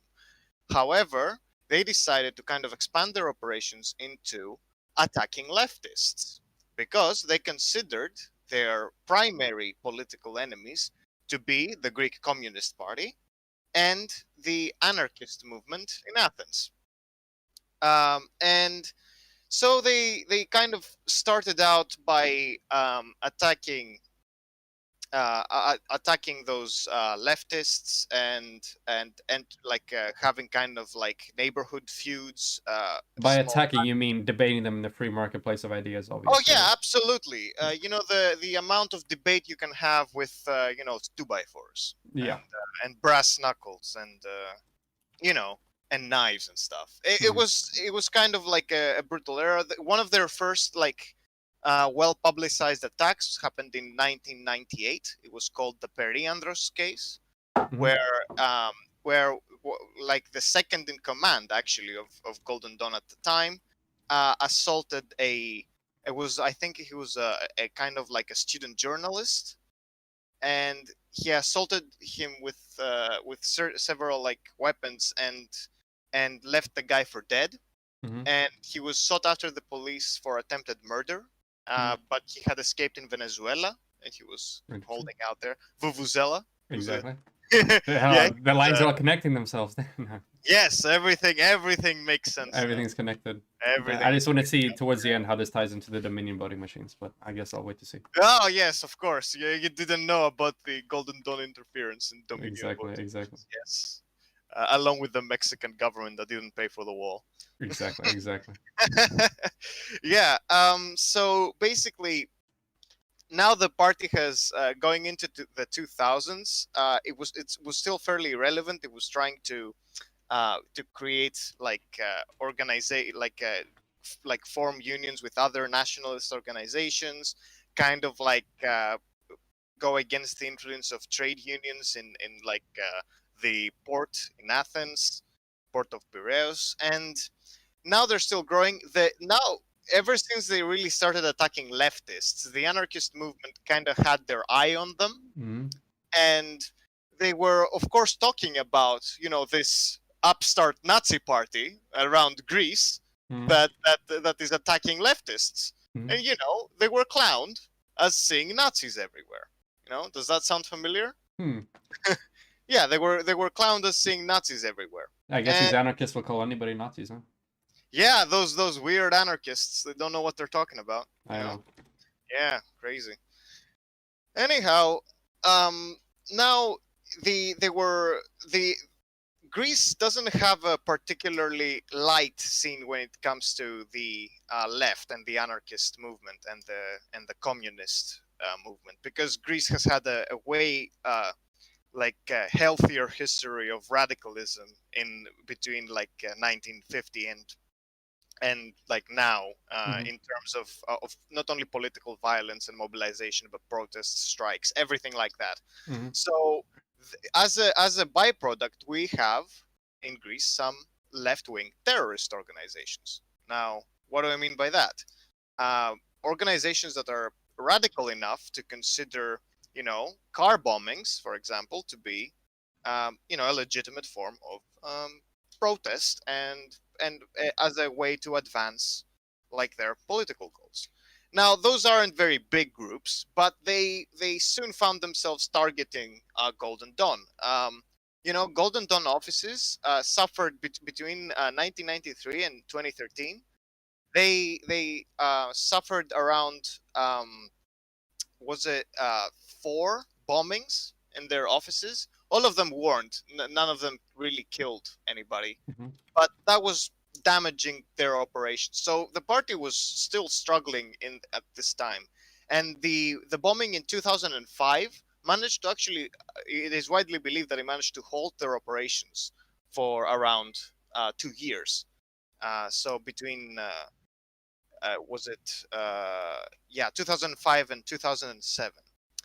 But the explosion really in Golden Dawn's popularity and its real rise as a political force in Greece came after 2007, 2008, where you have the economic crisis, right? You have the collapse of the housing market in the United States and its waves hitting Greece in 2008 and 2009, and suddenly in the massive wave of protests that came in Greece between 2009 and 2013. I slightly remember this stuff. By the way, Mhm. I was a bit young in 2013 to be extremely actively politically engaged. Mhm. I was, after all, I think I was 13 in 20 in 2013. Yeah. So I was kind of faintly understanding those things back then. Mhm. I wasn't too familiar with what was happening. Anyhow, so Golden Dawn starts making appearances in those rallies and talking about, along with many other Greeks of many other political, political organizations, and they started, making economically populist messages.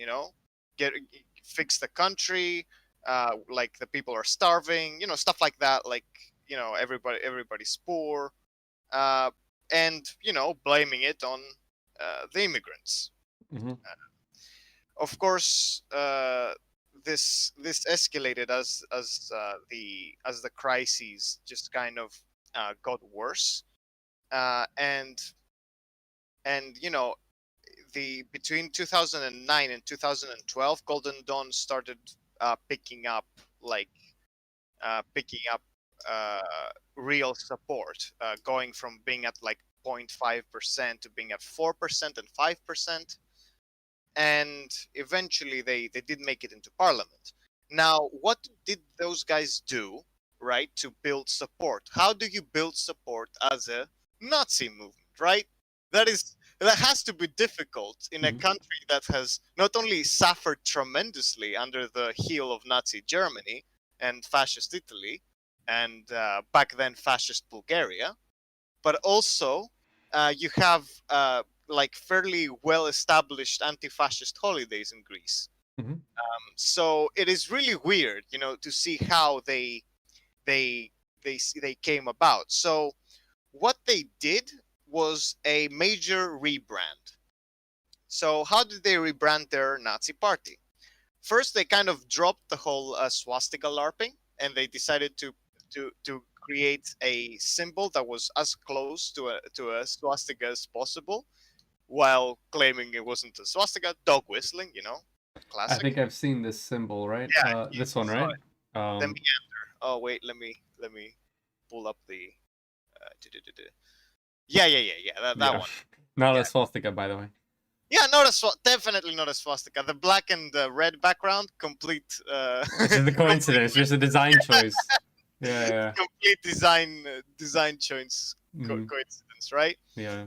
Um, yeah, so they are coming into the mainstream and they decide, okay, we are nationalists. We're not Nazis. We are nationalists. We care about the political strength of Greece. We care about getting immigrants out. We care about the renaming of the Macedonia dispute. I don't know if you know anything about that.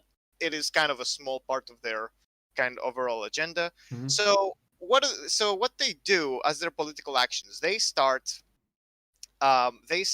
kind of talking with the church. They start helping out police officers. So when they can, because the party has like local organizations, they kind of create teams, like kind of like paramilitary trained teams, Mhm.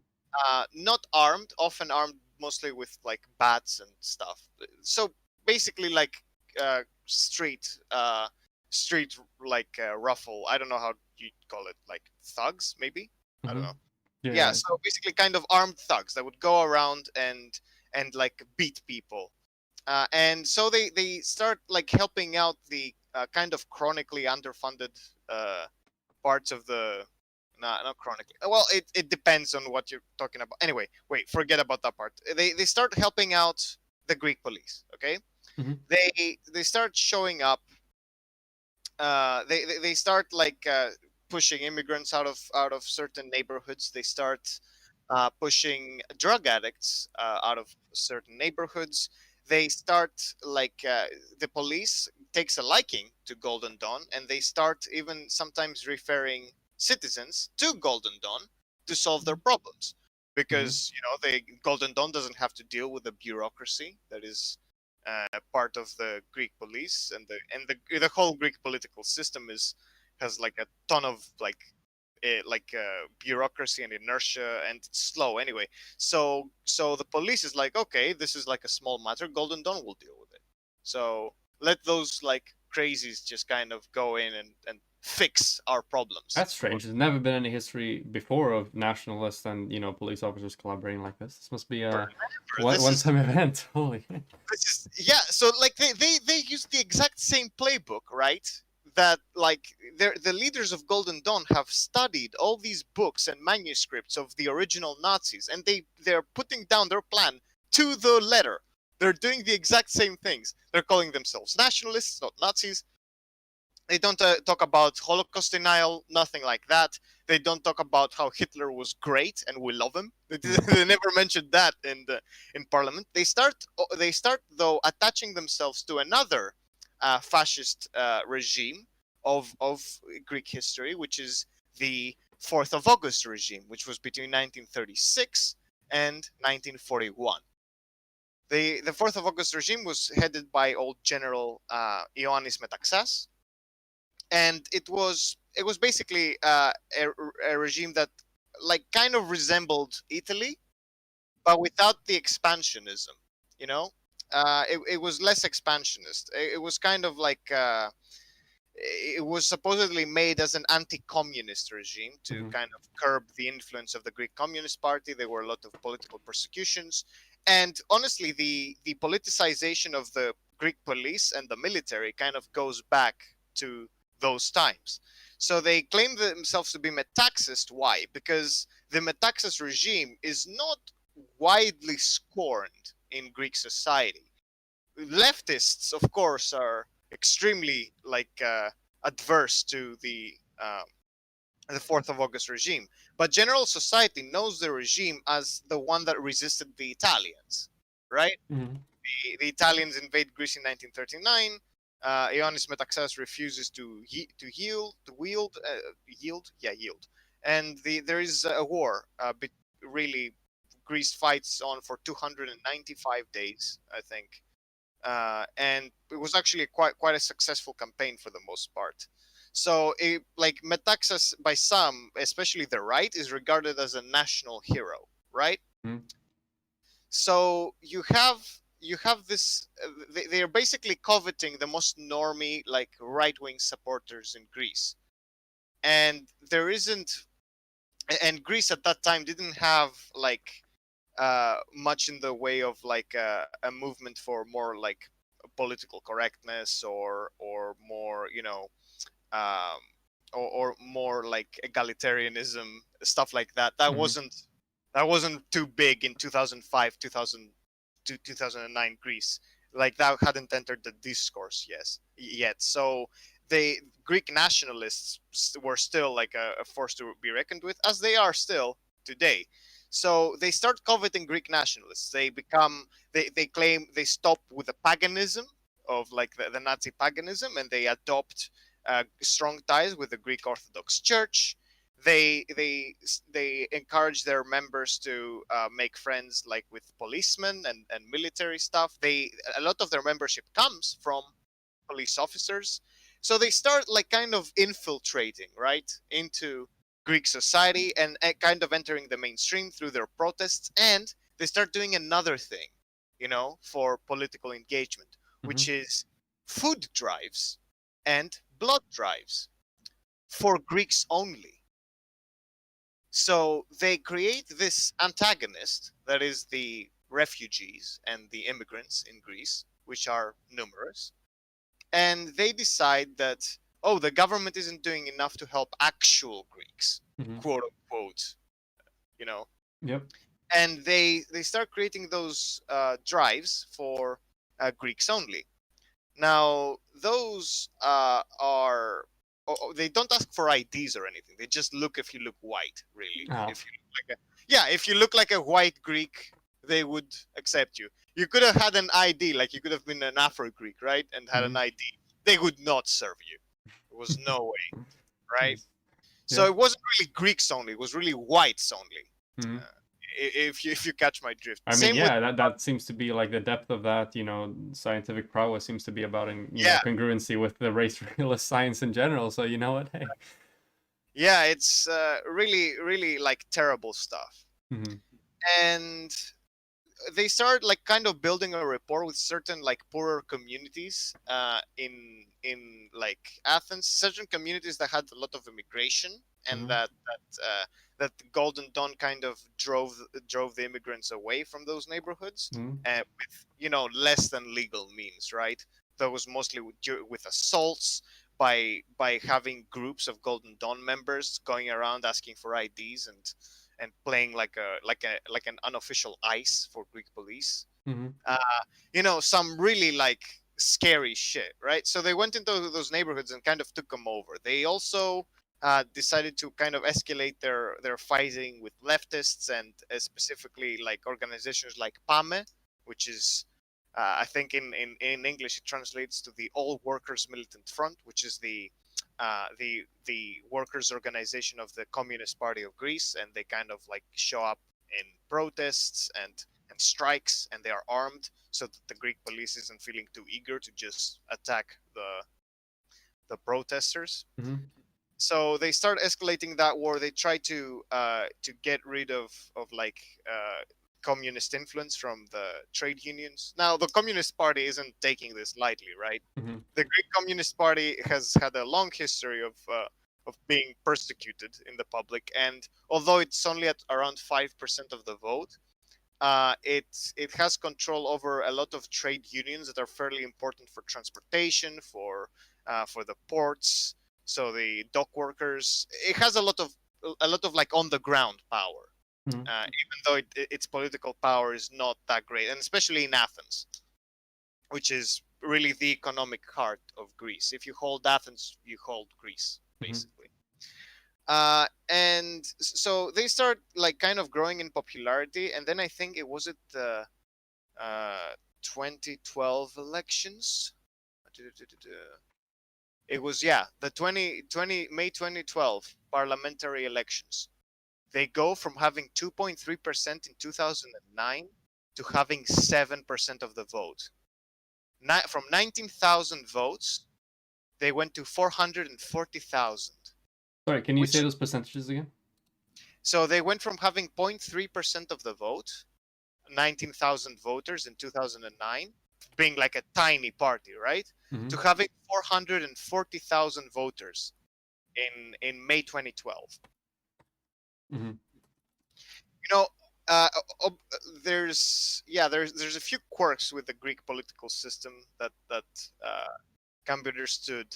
There are you can have coalition governments in Greece fairly easily, especially after the really the collapse of PASOK and the creation of other like smaller political parties and the rise of Syriza.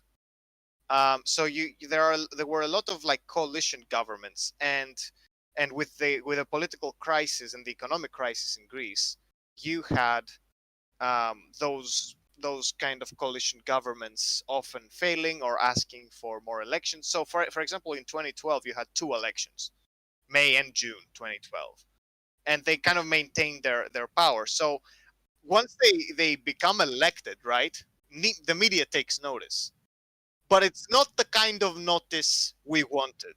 The anarchists and the communists are kind of ringing all the bells. Guys, this is a neo-Nazi movement. Guys, wake up!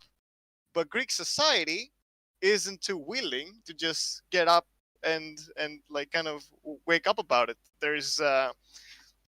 They are standing at 7% of the vote. They claim to be nationalists, and the center right, New Democracy, kind of sees them as political allies. So it isn't too willing to just go after them. Yeah, The I mean, of course, you can't, just trust these anarchists. I mean, they label everybody as Nazis and fascists, Yeah, right? You can't just take them at their word. but it's not only that. In Greece, having seats in parliament is Mhm. like super important for getting pretty much anything done, because there's no Senate. Hmm. There's just the seats in parliament that kind of decide things. So you have this.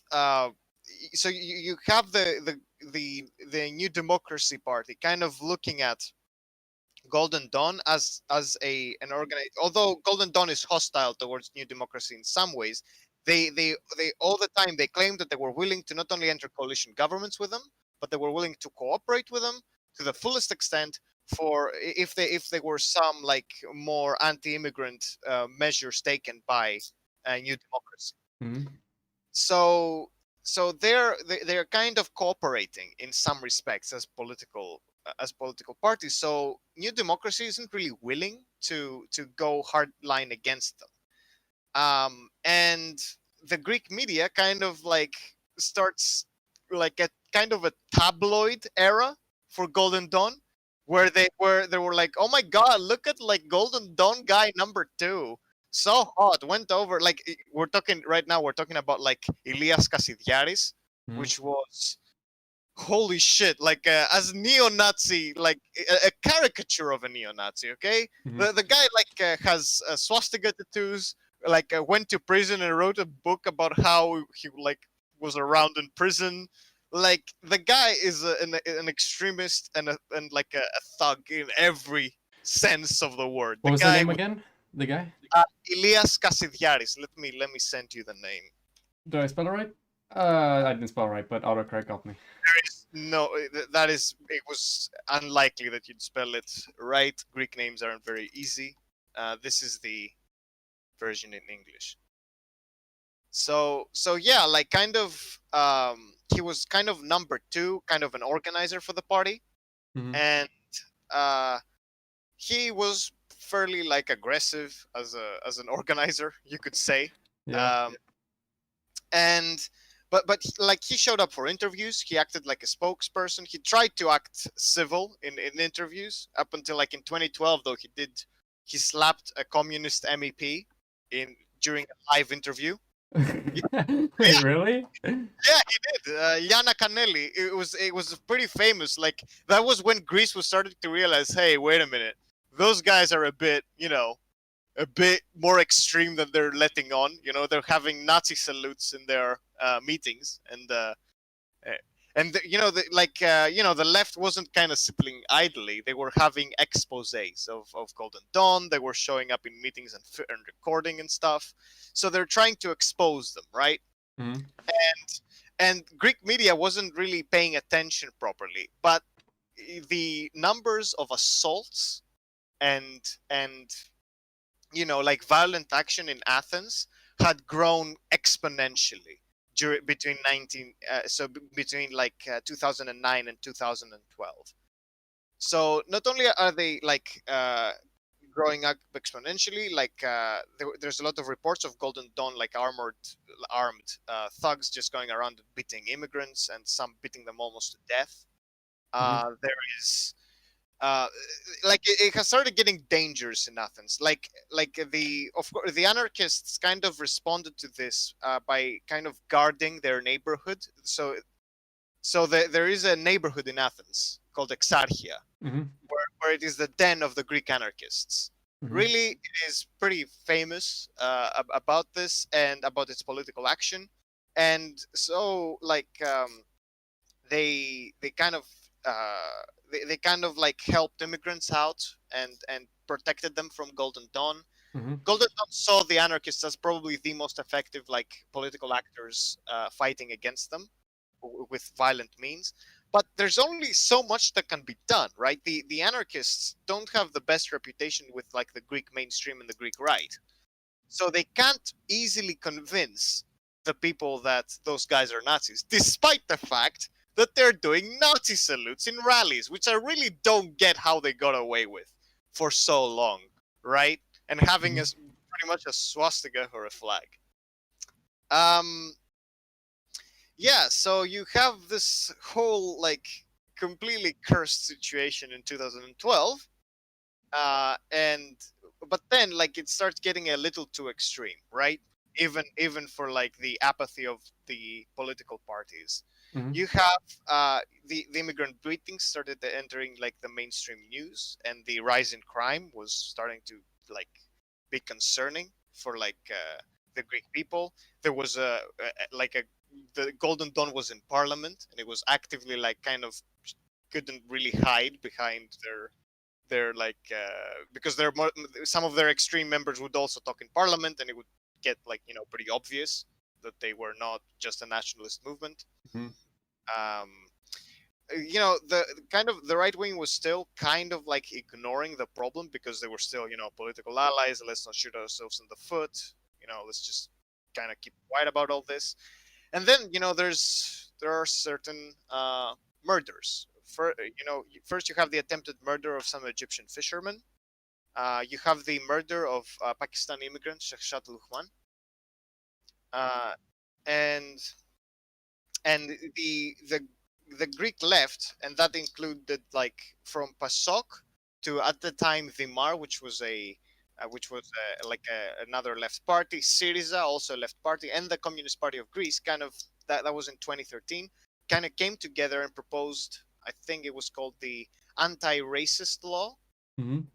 for the Greek Parliament, which would kind of like drive Golden Dawn into illegality for its um, its like racist rhetoric. Now, it is kind of hard to be certain about this. I don't know too much about the the anti-racist law, but in effect, the law was defeated because the center right party said no, no, no, no. You don't have the votes to get it passed, and we're not gonna pass it. And even if we can't pass it, even if we can't stop it on our own, we're gonna get Golden Dawn on our side, and it's gonna die. So it was never really, it never passed. Hmm. So like things that now have started to get like pretty desperate, and I think it's important to mention that that there isn't an ideological like you can't be a Nazi like Mhm. in Greek politics. The main and it's not that they have a particular affinity for Nazis. It's just that the left in Greece has fought for its political rights, and in order to not be illegalized, as political parties Mhm. for a very long time. So, the Greek Communist Party and other left parties have fought for years because the Greek Communist Party was for a large part of its time an illegal party. So they said, well, you can't prosecute us for our ideology, you know? So this was kind of during the liberalization of like after 1975, it was kind of adopted that you can't just go after a party for their ideology. And now another really fucked up part of the Greek political system, apart from the fact that you can form coalitions fairly easily, is the fact that MEPs have asylum from criminal persecution. Nice. think That that doesn't sound like it will be exploited at all. Yeah, that doesn't sound like something you can exploit. Yeah, of course. Yep. Sounds perfect. That I think that was also in large part because Greeks after like the crisis, they started becoming a little bit over litigious towards like members of parliament. For they were, I think, against the prime minister in like 2000, like 2011. There were something like hundreds of like treason, fucking um, lawsuits. It was really weird. Mhm. So like there's political asylum. So how do you dislodge, right? Despite their violence, how do you dislodge a political party that the general population is kind of ignorant about their worst activities? They have political asylum within the parliament. Their MEPs are like they had, I think, 20 MEPs out of the 300 MEP parliament. Mhm. How do you dislodge them when they have the political right to do what they're doing? They have asylum. They have large swaths of the police on their side. In fact, it was widely believed that like that the Athens the main Athens Police Directorate, that area, like the surrounding areas of the police directorate, those that weren't in their jurisdiction for voting, voted only for around 7% for Golden Dawn. But the area that included the police directorate voted at 26% for Golden Dawn, Mhm. which was the estimation that police officers voted around 50% for Golden Dawn. Wait, so did So- they vote 26% or 50%? So 26%. Mhm. So that includes the general population of around the police directorate, Okay. because like there are certain voting blocks, voting areas in Greece. So the voting area that includes the police directorate will include like a lot of policemen. Hmm. So it wasn't just policemen voting, but it was estimated from that 26% vote that with the number of policemen voting, that was around 50% of police officers that voted for Golden Dawn. All right, perfect. I got it. So really terrifying stuff, right? Where you have like the main organ of like the state authority to be like such entranced by a Nazi party. Mhm. So you have this situation, right? Thankfully, which is really sad to say, they got a little bit too overzealous with murder. I think I told you that, Yep. the whole murder thing. And it was really what started bringing them down was the murder of Pavlos Fisas. So that murder happened in 2013. Pavlos Fisas was a fairly popular Greek leftist rapper, and he was also like part of syndicalist actions in Athens. He was a fairly like well-known guy. So when he was murdered, you know, it was kind of like killing the guy next door. You know, it wasn't like killing an immigrant or hurting an immigrant or beating like some random leftists. It was, you know, it was a well-known guy. So suddenly the media kind of whips into a frenzy talking about this whole murder. It becomes massive in Greek news because Greece doesn't have that many murders. It's Mhm. not a common occurrence that you'll see a murder in Greece. It has a fairly low murder rate. So pretty much every murder that happens hits national news. So you have the murder like becoming national news. You have the Greek government, which is center right at the time, that had defeated the anti-racist law only a few months earlier, Mhm. right? So there's massive like pressure towards the government to do something. There's a massive public outcry, mainly headed by the left, but also by like anarchists and communists saying, "Hey, I told you so. Mhm. Those guys are crazy." Anyhow, so there's this massive like outcry, and now the government is kind of put in a precarious position. You know, they can't just pretend they're simple political allies when it was found that like the murderer, like Roupakias, was heavily affiliated with the party, and I think he was the branch leader for Piraeus, the port Mhm. in Athens. So he was like a fairly prominent member of the party. The party immediately distanced itself from Roupakias, claimed, "Oh, we never even knew him. You know, no, that guy, not ours. He was just a simple voting member of the party." A lone They wolf, claimed one might say. lone wolf, absolutely. Yeah, you know, the guy had the audacity to like tell the Greek police that, you know, "Oh, I'm one of you," when they arrived to pick him up. You know, Mhm. "I'm one of you. I'm Golden Dawn." You know, they had Yeah. ingrained themselves that deeply into like Greek police affairs. The Greek police is kind of like reluctant to go like and go after their friends in a hardcore fashion. But now the right wing party has like a calculation to make. Mhm. You know, those people are now a political liability, but their voters are largely a nationalist base. They're not Mhm. all Nazis. So they thought that if they crack the party open, they demolish it, you know, with real criminal investigations, that those voters would just migrate over to the center right with just a little bit more anti-immigrant rhetoric, you know? Mhm. Didn't have to do much.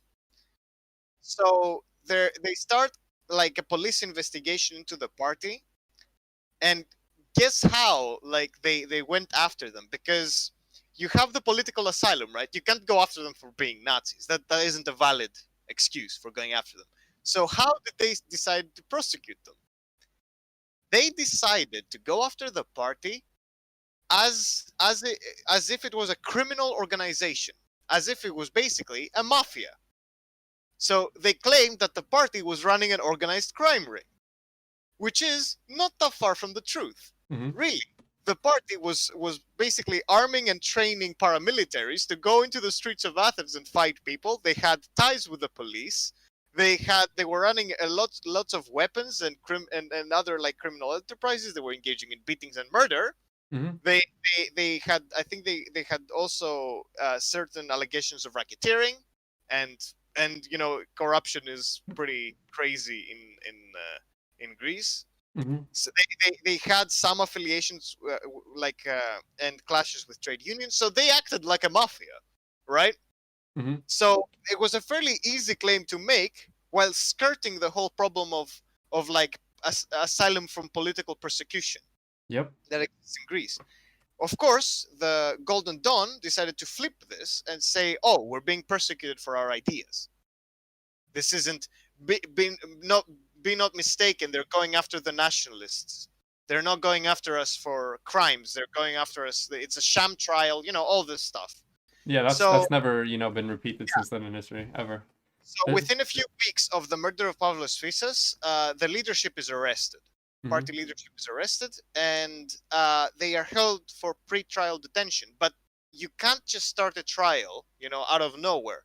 The police has to kind of collect evidence. The left is saying that, hey guys, you're stalling. Golden Dawn isn't dying. They're flipping the narrative. In fact, Mhm. they're saying that we're political martyrs. They did another thing as well after the murder of Pavlos Physsas. There was the murder of two Golden Dawn members. In this case, Mhm. it was the organization that claimed responsibility for this was supposedly some kind of supposedly a left-wing terror organization, but it was never confirmed. Mhm. It is kind of unknown. It is widely believed that those two murders, those two young Golden Dawn members, were clearly like political murders to claim that Golden Dawn was kind of, in a sense, acting in self-defense, that they were the real martyrs, that they were the real prosecuted ones. So it is widely believed that Golden Dawn orchestrated those murders because they kind of came out of nowhere, and they claimed to be that organization that claimed responsibility, that really disbelieved that it is Golden Dawn. It was most likely that Golden Dawn did those murders, and said that oh, it's the left is retaliating for Physsas. Mhm. Yeah, so there's a lot of pressure towards the government, and they decide to kind of go after them. So they launch while they're held at pretrial detention, which is 18 months tops. That's how much you can hold them. Mhm. To kind of it didn't really slow down their political organizing, and because of the refugee crisis a few years later, their popularity really didn't wane until after 2015. But anyway, so they get arrested in 2013, and there's the criminal investigation, and there's a lot of sources and a lot of exposés on Golden Dawn. The media kind of lost its darling phase with Golden Dawn, and they start kind of milking the whole thing for all it's worth. Mhm. Oh, we have Nazis in government, we have organized thugs conducting war, and that is actually helpful. Mhm. Not to shit on Greek media, but that was kind of helpful for the destruction of Golden Dawn. And it was really hard to play defense for Golden Dawn in those days. They mostly went around, we're being persecuted for our ideas route, and that, we have martyrs. They put banners up of the two murdered members of Golden Dawn, and they called them immortals, But Yep. the rhetoric of Golden Dawn was really toxic from the beginning. One of their campaign slogans was, in order to cleanse the country of filth. Nice. Yeah, nice, right? They are as Nazis as Nazis could be, right? It was blatant, Mhm. and yet, okay. Sorry for the little tangent. Really, so the investigation starts ramping up, and they start finding things. They start finding that Golden Dawn was hoarding guns and training paramilitaries. They found that there were allegations of ties with the police. There was the systematic beatings of immigrants that the Pakistani community and other immigrant communities in Greece were kind of complaining about, but nobody was really listening to them. Mhm. And they start really kind of unveiling this whole plot, and it enters the news, and it becomes highly publicized. But the trial didn't really begin because they were still kind of gathering information. What year are we So at now? Hmm? What year are we at now? of the trial, The trial is over. No, Oh, no, right well, now. Oh, right right now. now. What year? We are like 2013, 2014. 2013, Really. 14. Okay, perfect. Yeah, I'll kind of speed up. Really, there's not that much more to be said. There's really the idea they were some of them were left to go free, Mhm. including the murderer of Pavlos Fisas, which was the guy really murdered the man in, like, it was seen by like tens of witnesses. Mhm. It was pretty clear that that was the murderer. But and yet, like, they used the murderer as like a proxy to kind of take the whole party down. So they didn't go after the murderer alone, so that it wasn't gonna be considered a lone wolf incident. They Mhm. wanted to implicate the entire party, and it became really clear that a lot of, like, the organization of the party was really, fascistic. It was Mhm. the one leader, and he gave orders to local organizations to do certain things. So it was pretty clear that the murder of Fisas was, in a sense, like, known by the party. Mhm. So they were implicated in it, despite their best efforts to distance themselves. They said that it was all lies, but whatever. It's not really functional. Yet 2015 comes, right?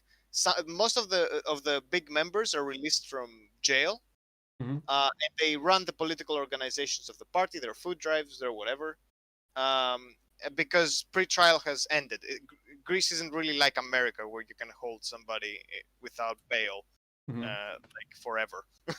Yeah. You can only hold them for 18 months for pre-trial detention. So some of them are released, and in 2015, Golden Dawn gets re-elected into parliament for, again, with 7% of the vote, Mhm. which is really concerning, as if nothing happened. Yeah. But really, what did happen was that their growth was really stifled, and there was a consolidation of the more hardcore members into the party, because, like, there were many internal polls that found Golden Dawn to be at around, you know, uh, around 10 or 17%, in Mhm. some areas. So they didn't. So a lot of those polls were never released to the public, so that they weren't, you know, they wouldn't legitimize kind of Golden Dawn.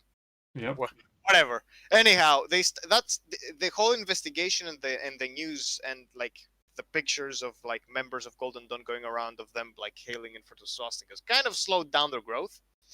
But, like, after 2015, the real trial begins, and things really start to get more difficult, because after that, like, the Golden Dawn is really being persecuted. There's evidence being laid out, and that trial really held out um, between 2015 and now 2020. It ended really Mhm. very, very recently in October 2020. Now, there were many allegations that the prosecutor was kind of friendly towards Golden Dawn. They first said that Mhm. the prosecutor almost always, like, recommended lighter sentences for things, and also said that Golden Dawn wasn't a criminal organization. Pretty bad stuff. But the court kind of ignored the prosecutor in certain respects. It was really weird, right? The Yep. prosecutor playing defense, for the Yeah. organization. They kind of ignored pretty much every recommendation of the prosecutor. And Were there Golden any Dawn, links between the persecutor and the Golden Dawn Party, or was it just someone that was I, sympathetic? I am not. I'm not certain. The prosecutor really became more famous towards the end of Mhm. the trial, and I don't know too much about the prosecutor. I haven't really looked into her all that much. Mhm. Uh, yeah, so the towards the end of the trial, now we're reaching, like, close to 2020. The party is really dying, right? The trial, the murders, the public scrutiny, it was kind of killing the party from the beginning, and their members are kind of fleeing and going over to um and going over to what you call it, fuck, the New Democracy, Mhm. and so in 2019 they fall out of parliament. They're after having 7% in 2015, 2019, no seats, because they fell under the 3% threshold, which was celebrated across Greece, right? Mhm. So the political trial was wrapping up, and eventually 2020 comes over. The trial is ending. There's a lot of, like, the public is rumbling that, oh no, they're gonna be, like, freed. They're gonna be, like, they're they're gonna be like be declared innocent, but no. Thankfully, the trial ended, and they were Golden Dawn was found to be a criminal organization, and the big shots of the party got 13 to 15 years in prison, with many other members getting between I think 5 and 6 and 10 years. So it was the largest trial of Nazis in Europe. Mhm. 68 defendants. So this was pretty massive. Sadly, the Greek police has kind of bungled some of the arrests. There's 2 members still on the loose. One of them claiming to have like political asylum because he's a member of the European Parliament. The Mhm. other just kind of fled, and we haven't heard of him. But still, like the party is pretty much dead, Yep. and it's and the big part of its voter base kind of migrated over to New Democracy. Yep. Yeah, that's kind of the overview of the party history. But honestly, for me, some of the most important takeaways is the fact that like Nazi parties can't really grow in healthy societies that don't have economic and political turmoil. Mhm. If you have economic and political turmoil, like Nazis will use populist messages to really capture large swaths of the population, and they will appeal to nationalism, they will appeal to national independence. So healthy societies don't really see the rise of prominent Nazi parties. And it was really concerning because Greece was and still is in trouble. Mhm. And its economy has never really recovered from the 2008 recession. Mhm.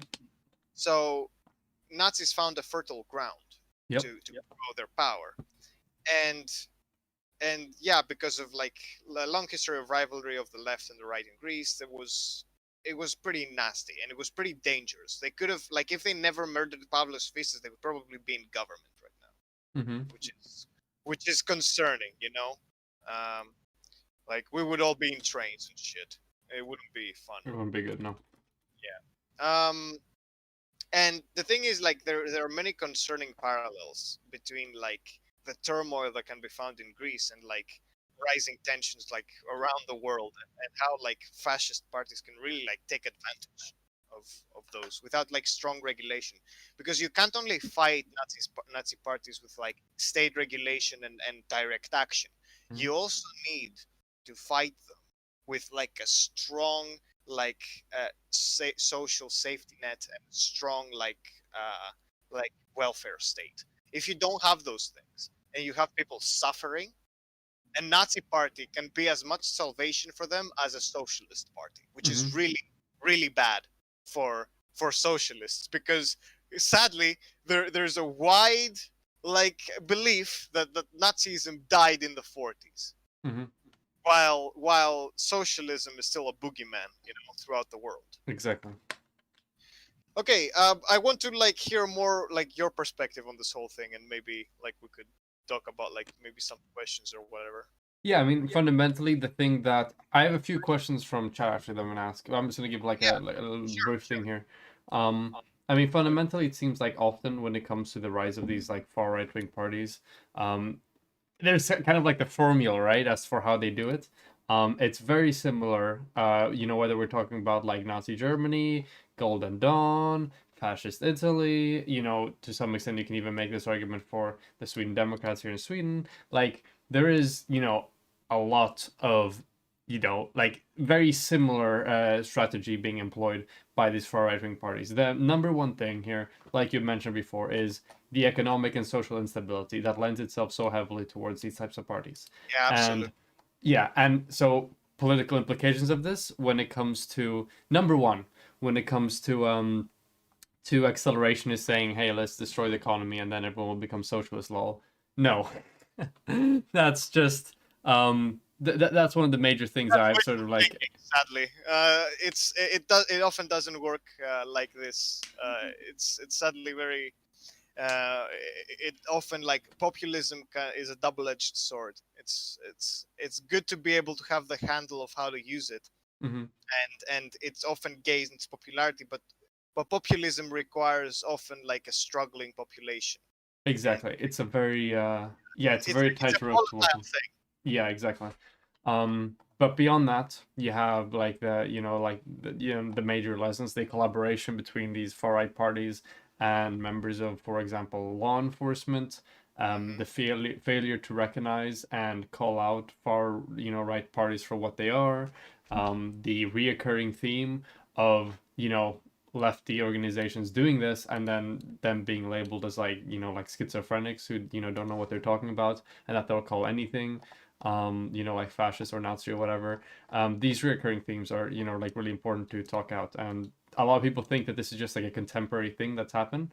And that just happens now with the way people have, for example, like handled Donald Trump, let's say, as an example a lot of like listeners or like viewers will be able to associate with how a lot of people were like, haha, Trump being a fascist, come on, you would call anybody fascist. And then like 3 years in, we have like the 1776 commission that is the like educational curriculum to teach like American exceptionalism, a massive attempt to undermine the democracy at the the turn of the of his term. Like there are a million other, like other things I could name there that are I explicitly think fascist tendencies. it can't really be stressed enough that all a fascist needs is a good PR and a Mhm. struggling population. Like if Golden Dawn could hide better its Nazism, it could have probably gotten elected. If they didn't get carried away with their murders and their assaults and all the crimes they committed, Mhm. they could have probably gotten elected, which is extremely concerning for the future of like democracy. Mhm. You know? Exactly. I mean, to some extent, we can rest assured in the fact that a lot of these people are absolute knuckleheads who just want to fight. Yeah, true. So Absolutely. that's a bit reassuring at least. We know that they at Yeah. least they will have some form of like pulling force towards making them do these, and movements are extremely politically inefficacious. But yeah, those are sort of the main takeaways. I'll think if I have anything more. But we got some questions right now from chat here that I can Cool. go away and ask away with. So question number one. How did the material conditions of the debt crisis and the election of Syrizas affect Golden Dawn's popularity? So that's the thing. There was a lot of mistrust after like the political crisis. Greece ended up in like with certain austerity measures imposed by the European Union for the recovery, quote unquote, recovery of their economy. Mhm. That really didn't happen. The Greek economy has been stagnating ever since. For a bit, I think between 2007 and now, the Greek GDP has dropped by 30%, 30, 35 maybe. Mhm. Really massive number. Like real wages have gone down. Like the healthcare service has been like in shambles. Universities in shambles. Everything is kind of collapsing, right? It's Mhm. like the Greek state was struggling back then. But there was after like the first kind of response, there was a PASOK government, so the center left government between I think 2009 and 2012, 2000, yeah, before the legislative elections of 2012. Mhm. So they got defeated by ND because it was the other major party. It was since that as they hadn't fucked up, Mhm. kind of the PASOK had fucked up in the crisis, and yet ND passed more austerity measures Mhm. and like entered in another mnemonio, which is kind of like the how in Greece we call the austerity measure packages imposed by the European Union.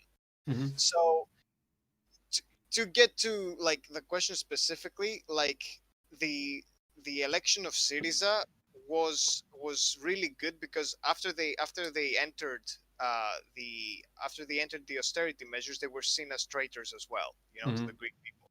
So the after the collapse of PASOK, there was the meteoric rise of Syriza. They went from having like 3% of the vote to as like the Syriza is, by the way, the acronym is like Coalition of the Radical Left, Mhm. right? They were left of PASOK, and they in 2015 they enter parliament with like a firebrand like populist message of like ending austerity and fighting back against the European Union. there's a referendum. Also, they kind of accelerated the trial of Golden Dawn, right? Mhm. Because the trial really started going in 2015, Mhm. and it was so they saw Golden Dawn as a major enemy of theirs on the ground and in Parliament. So okay, that also helped again, like fight back against Golden Dawn. The Greek government at that time didn't have any like quibbles about calling out like the Nazi party that was going around. Mhm. But of course, Syriza had its own struggles. Only a few months in, there was a referendum voted on by the Greek people where it was like 60% voted against new measures of austerity. But then the European Union came in and say, okay, do you want to get out of the euro, cut your own currency again, see how you do? Mhm. And kind of like the EU came in and kind of overturned the will of the Greek people, and Mhm. that government quickly lost its support.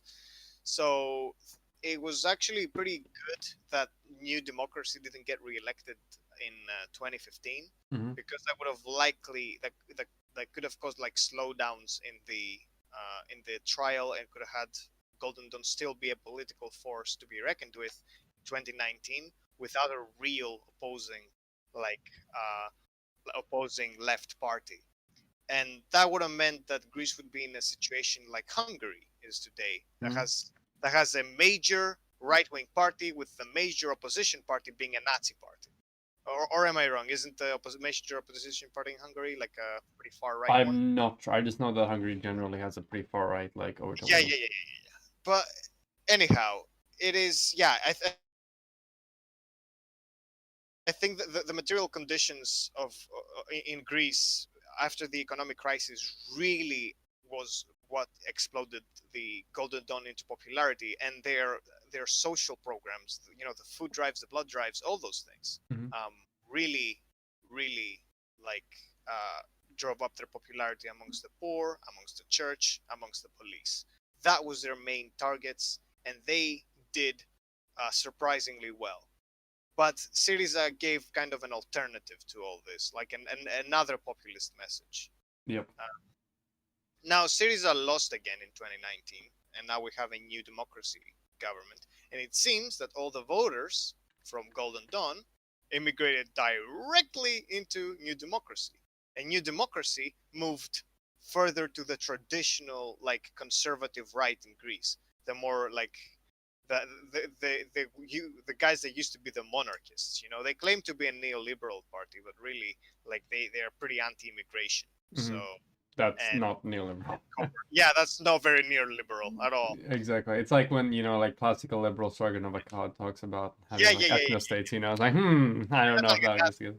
Yeah, they also have plenty of like really crazy members. Like they have like a member of parliament called Adonis Georgiadis, who was well known as a complete nut in Greece. He was selling great Alexander books on TV, and he was known for being extremely nationalistic and anti-Semitic.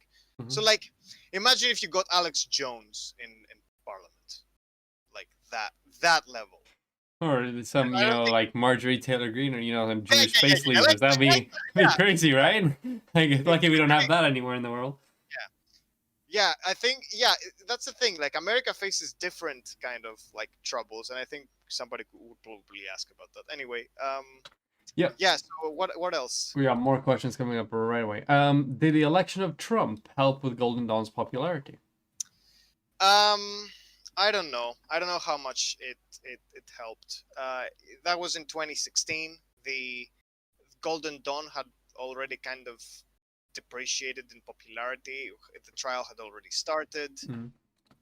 and I don't know how amicable. I'm not certain how amicable Golden Dawn was towards Donald Trump, but certainly like the right, like the right was fairly amicable to Donald Trump and Mhm. his rise, although it wasn't very close. Um, it wasn't a very close thing, because there are still certain like ideas of decorum in Greek media that really don't exist. We don't have something as extreme as Fox News. We do Mhm. have conservative media. We don't have anything like Newsmax, ONN, anything like that. So you couldn't really have like Greek media kind of reacted to Donald Trump as, oh, who's that like crazy freaking like reality TV star that won in the Mhm. States? It's not funny. Like that was the reaction of Greek media. So like Donald Trump, although he was kind of talked about, he wasn't the main concern. The main concerns in Greece mostly come like from the European Union and Germany and Turkey, things like that. That's what Greece concerns itself about. Trump isn't that big in the picture. All right. Wonderful. Then next question is, what is your opinion on? I'm gonna butcher this name. I'm gonna send it to you in Discord as well, just in case you can't understand what I'm saying. On Alexis Tsipras. Alexis Tsipras was the leader of is the leader of the Syriza party, Mhm. and well, he was part of like the student movement back in the 90s, 80s, and 90s. He's a civil engineer, and he kind of rose into prominence, like along with his party in a meteoric rise in 2015, Mhm. and he became prime minister of Greece. Now, what can be said is that Alexis Tsipras is kind of a controversial figure because he didn't exactly follow through like that referendum going Mhm. going against the wishes of the Greek people and his party, um, really did hurt him. And personally, like I am not 100% like on board with Syriza, and I like my main preference goes towards Yanis Varoufakis and his party. I don't know if you know about Yanis Varoufakis. I do not. He was the former finance minister of Greece. Mhm. Yeah, he was finance minister during the Syriza like premiership, and he resigned after the Greek referendum Mhm. happened in 2015. What was his name Um, again? Sorry. Yanis Varoufakis. Wait, let me send you. He's pretty famous. I think he's spoken with Zizek and stuff. Yeah, I think I've heard his name before, but Yeah. doesn't help me Yeah. spell it. He's a socialist economist. Yeah, right. Let me send you his name to Google. Discord. Someone spelled it here. Yanis Varoufakis. Yeah. Yeah. So Yanis Varoufakis is also in parliament right now with 3% with his party, Mera 25. Um, but yeah, that's the thing. Like Wait, sorry, what was the name of the party? Veras. Mera MERA 25 Okay. or DM 25. Mhm. I think is the international name. But yeah, I'm mostly inclined towards that because like that's the thing though. I would 100% support that Tsipras, like Tsipras to be in like power instead of like New Democracy. Mhm. You know, it's just like better for the Greek left. Yeah, of course. I think I have my friend Bill watching, and you know he's more of a liberal, and we talk about the stuff all the time, and he Mhm. might like scoff at me. He doesn't like anyone Mhm. of the political, but you know of the political like establishment in Greece. But oh well, I gotta take a stance. I'll let him scorn me afterwards. Exactly. A follow-up question on that specifically from chat. Didn't Varoufakis advocate for Greece to go back to the drachma? Drachma? Yeah, in some respects, he said that if it comes down to it, Mhm. the economic independence of Greece over the over the European Union, the IMF, and the World Bank would come first. You know, if the Greek people decided to reject the new measures, you know, the austerity measures, and the European Union threatened Greece with Brexit, he's Grexit, sorry. Mhm. He said that he would stand behind the Greek people. So it was kind of implied in a sense that Greece would leave the EU if it came down to it its for its stance against austerity. Mhm. Now that could cause a number of issues, but yeah, but like Syriza and Tsipras kind of went against that. Hmm. That's the main split of the party. That's why Varoufakis resigned and created his own. Okay, I see. Yeah, and your opinions on Greece possibly leaving the European Union? Do you think it's a Right now, it's unlikely. The current ruling party will rule until 2023 at least, and they Mhm. might initiate new elections to extend their 4 years Mhm. again. Now that they are really popular and ahead of Syriza by a considerable margin, Mhm. so the chances of a Greek exit are really slim, and especially since Syriza is also pro EU, so Yeah. Brexit is unlikely, but I don't know about the longevity of the European Union right now. It's also threatened by Marine Le Pen, Mhm. and France. Yeah, That true. I see that as the main like threat to the stability of the European Union, and Mhm. possibly if austerity continues, Brexit isn't completely out of the picture. Especially Um. because Greece can easily align itself with China Mhm. because of the Belt and Road Initiative. Like Greece is also has sold part like a 51% of its main port, which is one of the largest in the Mediterranean, Piraeus, and China is looking to link Piraeus um, with the markets of Central Europe. Mhm. So Greece could fairly easily align itself with China if things came down to it. And would you agree with Varoufakis and his assertion that it would be like a good thing or it would be the right thing to do for the Greek people to like do Grexit in case if the AU and IMF measures became too harsh? It's really hard to say. In one respect, Greece is stuck in a perpetual motion Mhm. of like austerity and stagnation and Mhm. and and turmoil. On the other hand, getting out of it through leaving the EU would be really bad for a long while for the Greek economy, and recovery would probably come at some point, and maybe it would be without the IMF. But it's like pulling a really nasty band-aid Mhm. in some respects. I am not an economist. In some respects I trust Varoufakis with his opinion. I don't know though. I think it's preferable. There needs some like kind of change needs to happen. Whether it is like a because Varoufakis personally, I think, believes that if it comes down to it, there's gonna be a conflict Mhm. between uh, if it comes down to a conflict between the EU and Greece, he believes that the EU is bluffing, that they wouldn't kick out Greece Mhm. for refusing the austerity measures, because that would further compromise the stability of the union, and Greece isn't a big enough economy to be worth it. Yeah. Yep. I see what you mean there. Okay, moving on to more of the question. I think we have one more question here.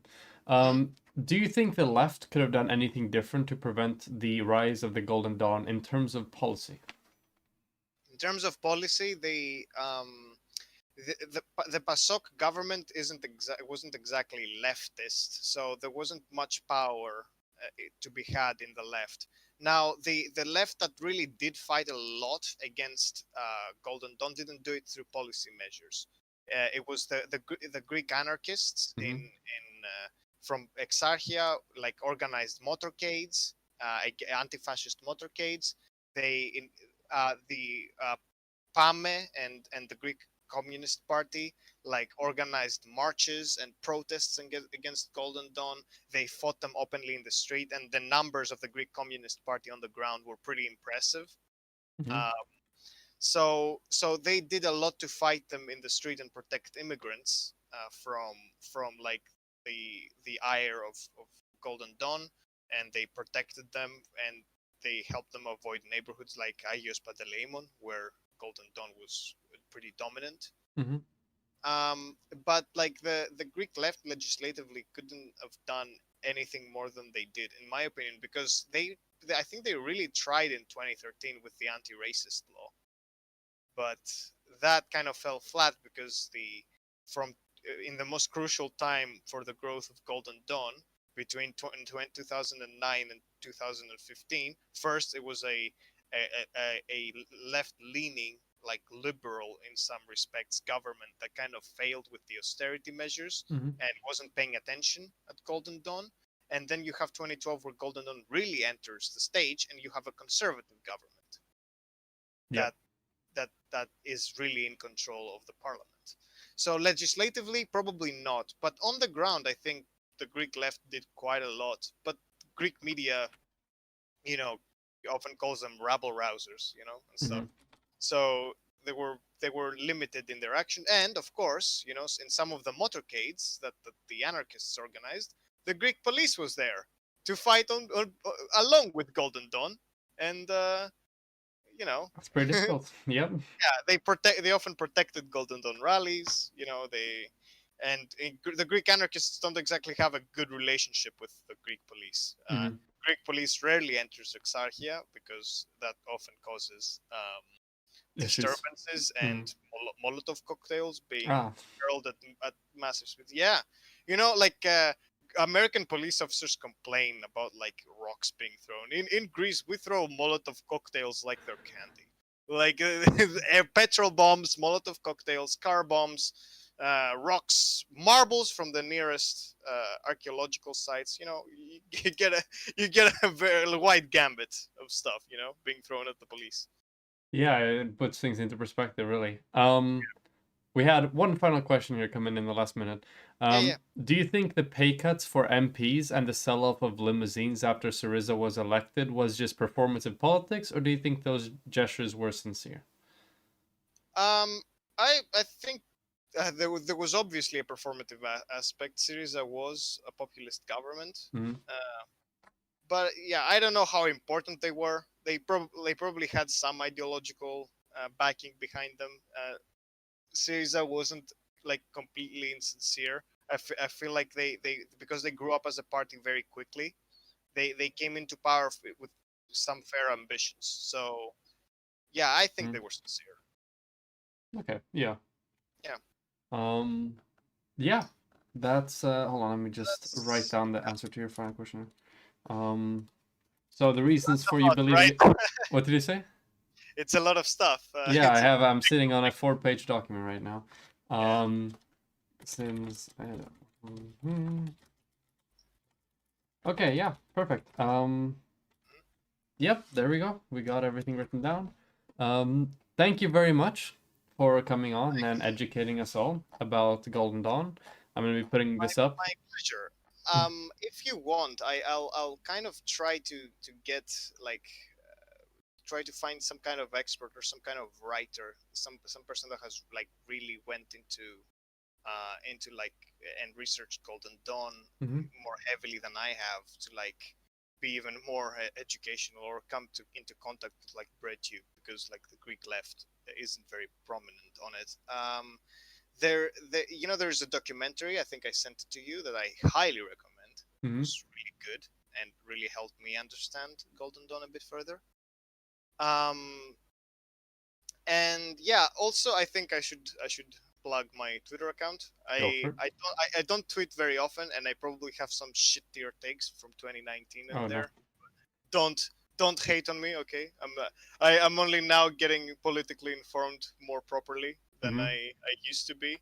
But hey, you know, my wait, I'll put it in chat. Yeah, if Wait. you can send it to me on Discord, otherwise I can put it in the document as well. And you wait, can put it in yeah. chat as well. I think it's Richard, and I think my ad is at Richard Haney 17. Yeah, I think that's it. All right. I'm on Twitter. Once in a while, I argue history with tankies because they don't know shit. Bro. They have some really bad history takes. I'm sorry. I'm calling the tankies out. I'm sorry. The history takes are really fucking bad. True. Yep, that's true. Yeah, and I'm a historian, so I don't take like that shit lightly. Yep. That's been added to the document and to chat. There we go. And yeah. Look at this political compass test. Very cool. That's pretty based. Oh, It's pretty based. Yeah, I had The Eight Values Testament. I think I'm even more radical than that nowadays. Wonderful, wonderful. I remember when I took this, I think on economics I ranked similarly. On I think I maybe had like 90 something percent, and then on world I was like also 90 Yeah. something percent. But yeah, it's not a Wait, competition. wait. I'll expose myself now. I have a little folder on my desktop that has a politics folder. Now let me scroll all the way back to 2019 now. Oh, how dare you! I bit a lot. Okay, stay away. All right. Okay, no, this is. I think I have my last political compass right here. Mhm. But you know what? I think I kind of veered towards the left because my family is really left wing as well. Mhm. Like my grandma was was a member of the resistance and she was a lifelong communist Mhm. after World War II. Yeah, Uh, wonderful. Yeah, so like I have a Based family family, holy history shit. of leftism. Oh yeah, listen, I was feeling edgy that day. Yeah, Okay. I see. Oh my god. But yeah, I guess if I ever am going to be debating some tanky, which I probably will at some point, I'll consult you Oh, for some okay. advice. I Then. am 100% down. You know what? Like I debate once in a while in in the server in Vosh's server. I Mhm. debate once in a while, and I really enjoy those debates. And Mhm. I think I don't like choke too much, so I'm pretty decent at debating. So I would be happy to join you in like an anti-tanky debate, Hell yeah. maybe on the history of the Soviet Union, which is the stuff that I am most well versed in. Yep, that's wonderful because I did just finish my union on the Soviet my union my unit on the Soviet Union. I got my notes in my little history book here. Okay. So I'm finally prepared to discuss Soviet Union memes. And there was a while where I had a few tankies come at me, and then I was like, hey, look, I can work with what I have right now with a few Google searches, and you'll still be wrong. But in a few months, I'll finish my unit on Soviet Union, and it'll be over for you. Yeah, Okay? see, that's one of the things that bothered me on Twitter when I spoke to tankies is that like they have a fairly decent command of the history of the Soviet Union, and Mhm. most people don't know that much about it, Mhm. and so they can gaslight you into certain like positions fairly easily that aren't really nuanced on how the Soviet Union functioned. Yeah, And exactly. like there were many, like a good example of this, like I found a discussion, some people were talking about the Molotov-Ribbentrop Pact. That made me really angry, Mhm. how that functioned, because I've seen a lot of tankies misrepresent that. I've seen lies about like Soviet art and repression, and like Soviet art repression during Stalin's time versus the entirety of the Soviet Union. Mhm. It is a really it's really interesting topics, and I could fairly easily like whip out like my old research and help you out with like those kinds of debates or anything that has to do with like the military. That's my discipline. Like I am very very well versed and stuff Yeah. like that. And feel free to correct me here. I just want to do a little bit of trivia for myself. The Ribbentrop-Molotov Act was basically like an agreement of like non-conflict between the Soviet Union and Nazi Germany while Yes. Nazi Germany attacked Poland, was it? Yes, it was a 1939 agreement Mhm. between the Soviet Union and Germany. Germany saw it more as like a way to kind of delay Soviet involvement in any war plans and prepare for like Barbarossa. And the Soviet Union, Stalin at least, saw it as a delineation of spheres of influence in the East. Like there was a secret agreement that after the invasion of the German invasion of Poland, that the Soviet Union would come in from the other side. It was agreed upon that the Baltic states would be in the Soviet sphere of influence, which meant that the Soviet Union annexed Latvia, Lithuania, and Estonia, Mhm. and that parts of Finland would be in the Soviet sphere. There were disagreements about the Bosporus Straits in Turkey and whose sphere would be that. There were disagreements over Bulgaria and Romania because the Soviet Union wanted, Bessarabia and and like control over Romania. So that's where they found disagreements, but nonetheless there was military cooperation and some research was kind of traded between the superpowers, and it's a big part of why Stalin was so confused when the Germans attacked, despite literally the entirety of the Allies and his own intelligence service and the NKVD going, "Hey, bro, there's a buildup of around 3 million Germans at the border. You might want to Check that out. Exactly. Like, oh no, Stalin, he has AirPods on, you know? Exactly. He can't hear you. Oh no. Can't hear you, yeah. He Exactly. was so distressed, in fact, that he went for almost an entire week. He went off into his dacha. Kind of like he thought that the war was lost because he hadn't really prepared. Oh no. Yeah, but then it ended up, if I don't remember correctly, Nazi Germany failed that invasion because it took way longer than they thought, and they didn't have enough supplies and equipment. Yeah, right? that's part of it. The fact that the Germany was kind of forced to invade the Soviet Union because like the German economy was severely running out of oil. The Mhm. plunder of France like only held up the German sham economy for as long as it could. Exactly. And so they had run out of like places to plunder. There was an ideological like imperative into invading the Soviet Union. Mhm. So they felt that you know they would kick in the door and the whole rotten structure would come down. They severely underestimated not only the capabilities of the Red Army but also their like their supply situation and how they could support an army of 3 million men in a country that barely had like paved roads. Mhm. They had lots of trouble with winter clothing. They had trouble with basically like a nice trivia bit is that the Germans went in with like thousands of different like trucks because they plundered French trucks and German civilian trucks and civilian trucks from Czechoslovakia and Skoda made trucks specifically so that they could support their large invasion force. So they ended up having the need for millions of spare parts when the roads were rough in the Soviet Union, and they just couldn't produce that. So they were running out of trucks, they were running out of horses, and their logistical situation was getting worse and worse. Romanian oil couldn't really Sustain them cover for it. too long. Yeah. Yeah, and Hitler's generals kind of lied to him as to the direction of the thrust. They were supposedly gonna go towards the Caucasus, but they went towards Moscow, and they failed to take it. There's a lot of things that And they're also fighting on two fronts as well, which is a no-no generally yeah, when it comes to yeah, military conflict. that also. Yeah. But yeah, it's just a lot of interesting stuff, and that's my wheelhouse really. This Golden Dawn stuff I found really interesting, and that's why I researched it because I'm getting more political nowadays, so I want to be kind of informed. Yeah, wonderful. Well, I thank you very much for coming on. We went on quite a bit of a tangent there. Yeah, sorry, that was a longer than I expected it to be. I'll tell you that. I'm sorry. No, don't worry. We enjoyed every second of it. Yeah, what was it, like an hour and a half in the end? Yeah, a really long time anyway. Okay. But yeah, thank you for being a guest. We appreciate it. If there's anything else you want to talk about at any point, just send me a message and we'll plan something. If I need help with anything, I'll also probably contact you. But yeah. Cool. Um, Yeah, all good. Yeah, see you later. First thing, follow me on Twitter. Do it. Follow on Twitter. All right, do the Twitter. Follow Do Twitter it. now. Twitter. Okay. All right, perfect. Okay. Anyway, I'm going. See you later. Yeah. Bye. Bye. That was a good conversation. Educational. We had a big educational stream today. Economic integration, Golden Dawn memes. We got big things. But I'm gonna tell you guys, okay? Wednesday stream. That's where it's gonna be at, okay? Because then we might discuss Angry Foreigner stuff, which is oof. There's quite a bit to go on there. But yeah, that's pretty interesting, pretty exciting stuff.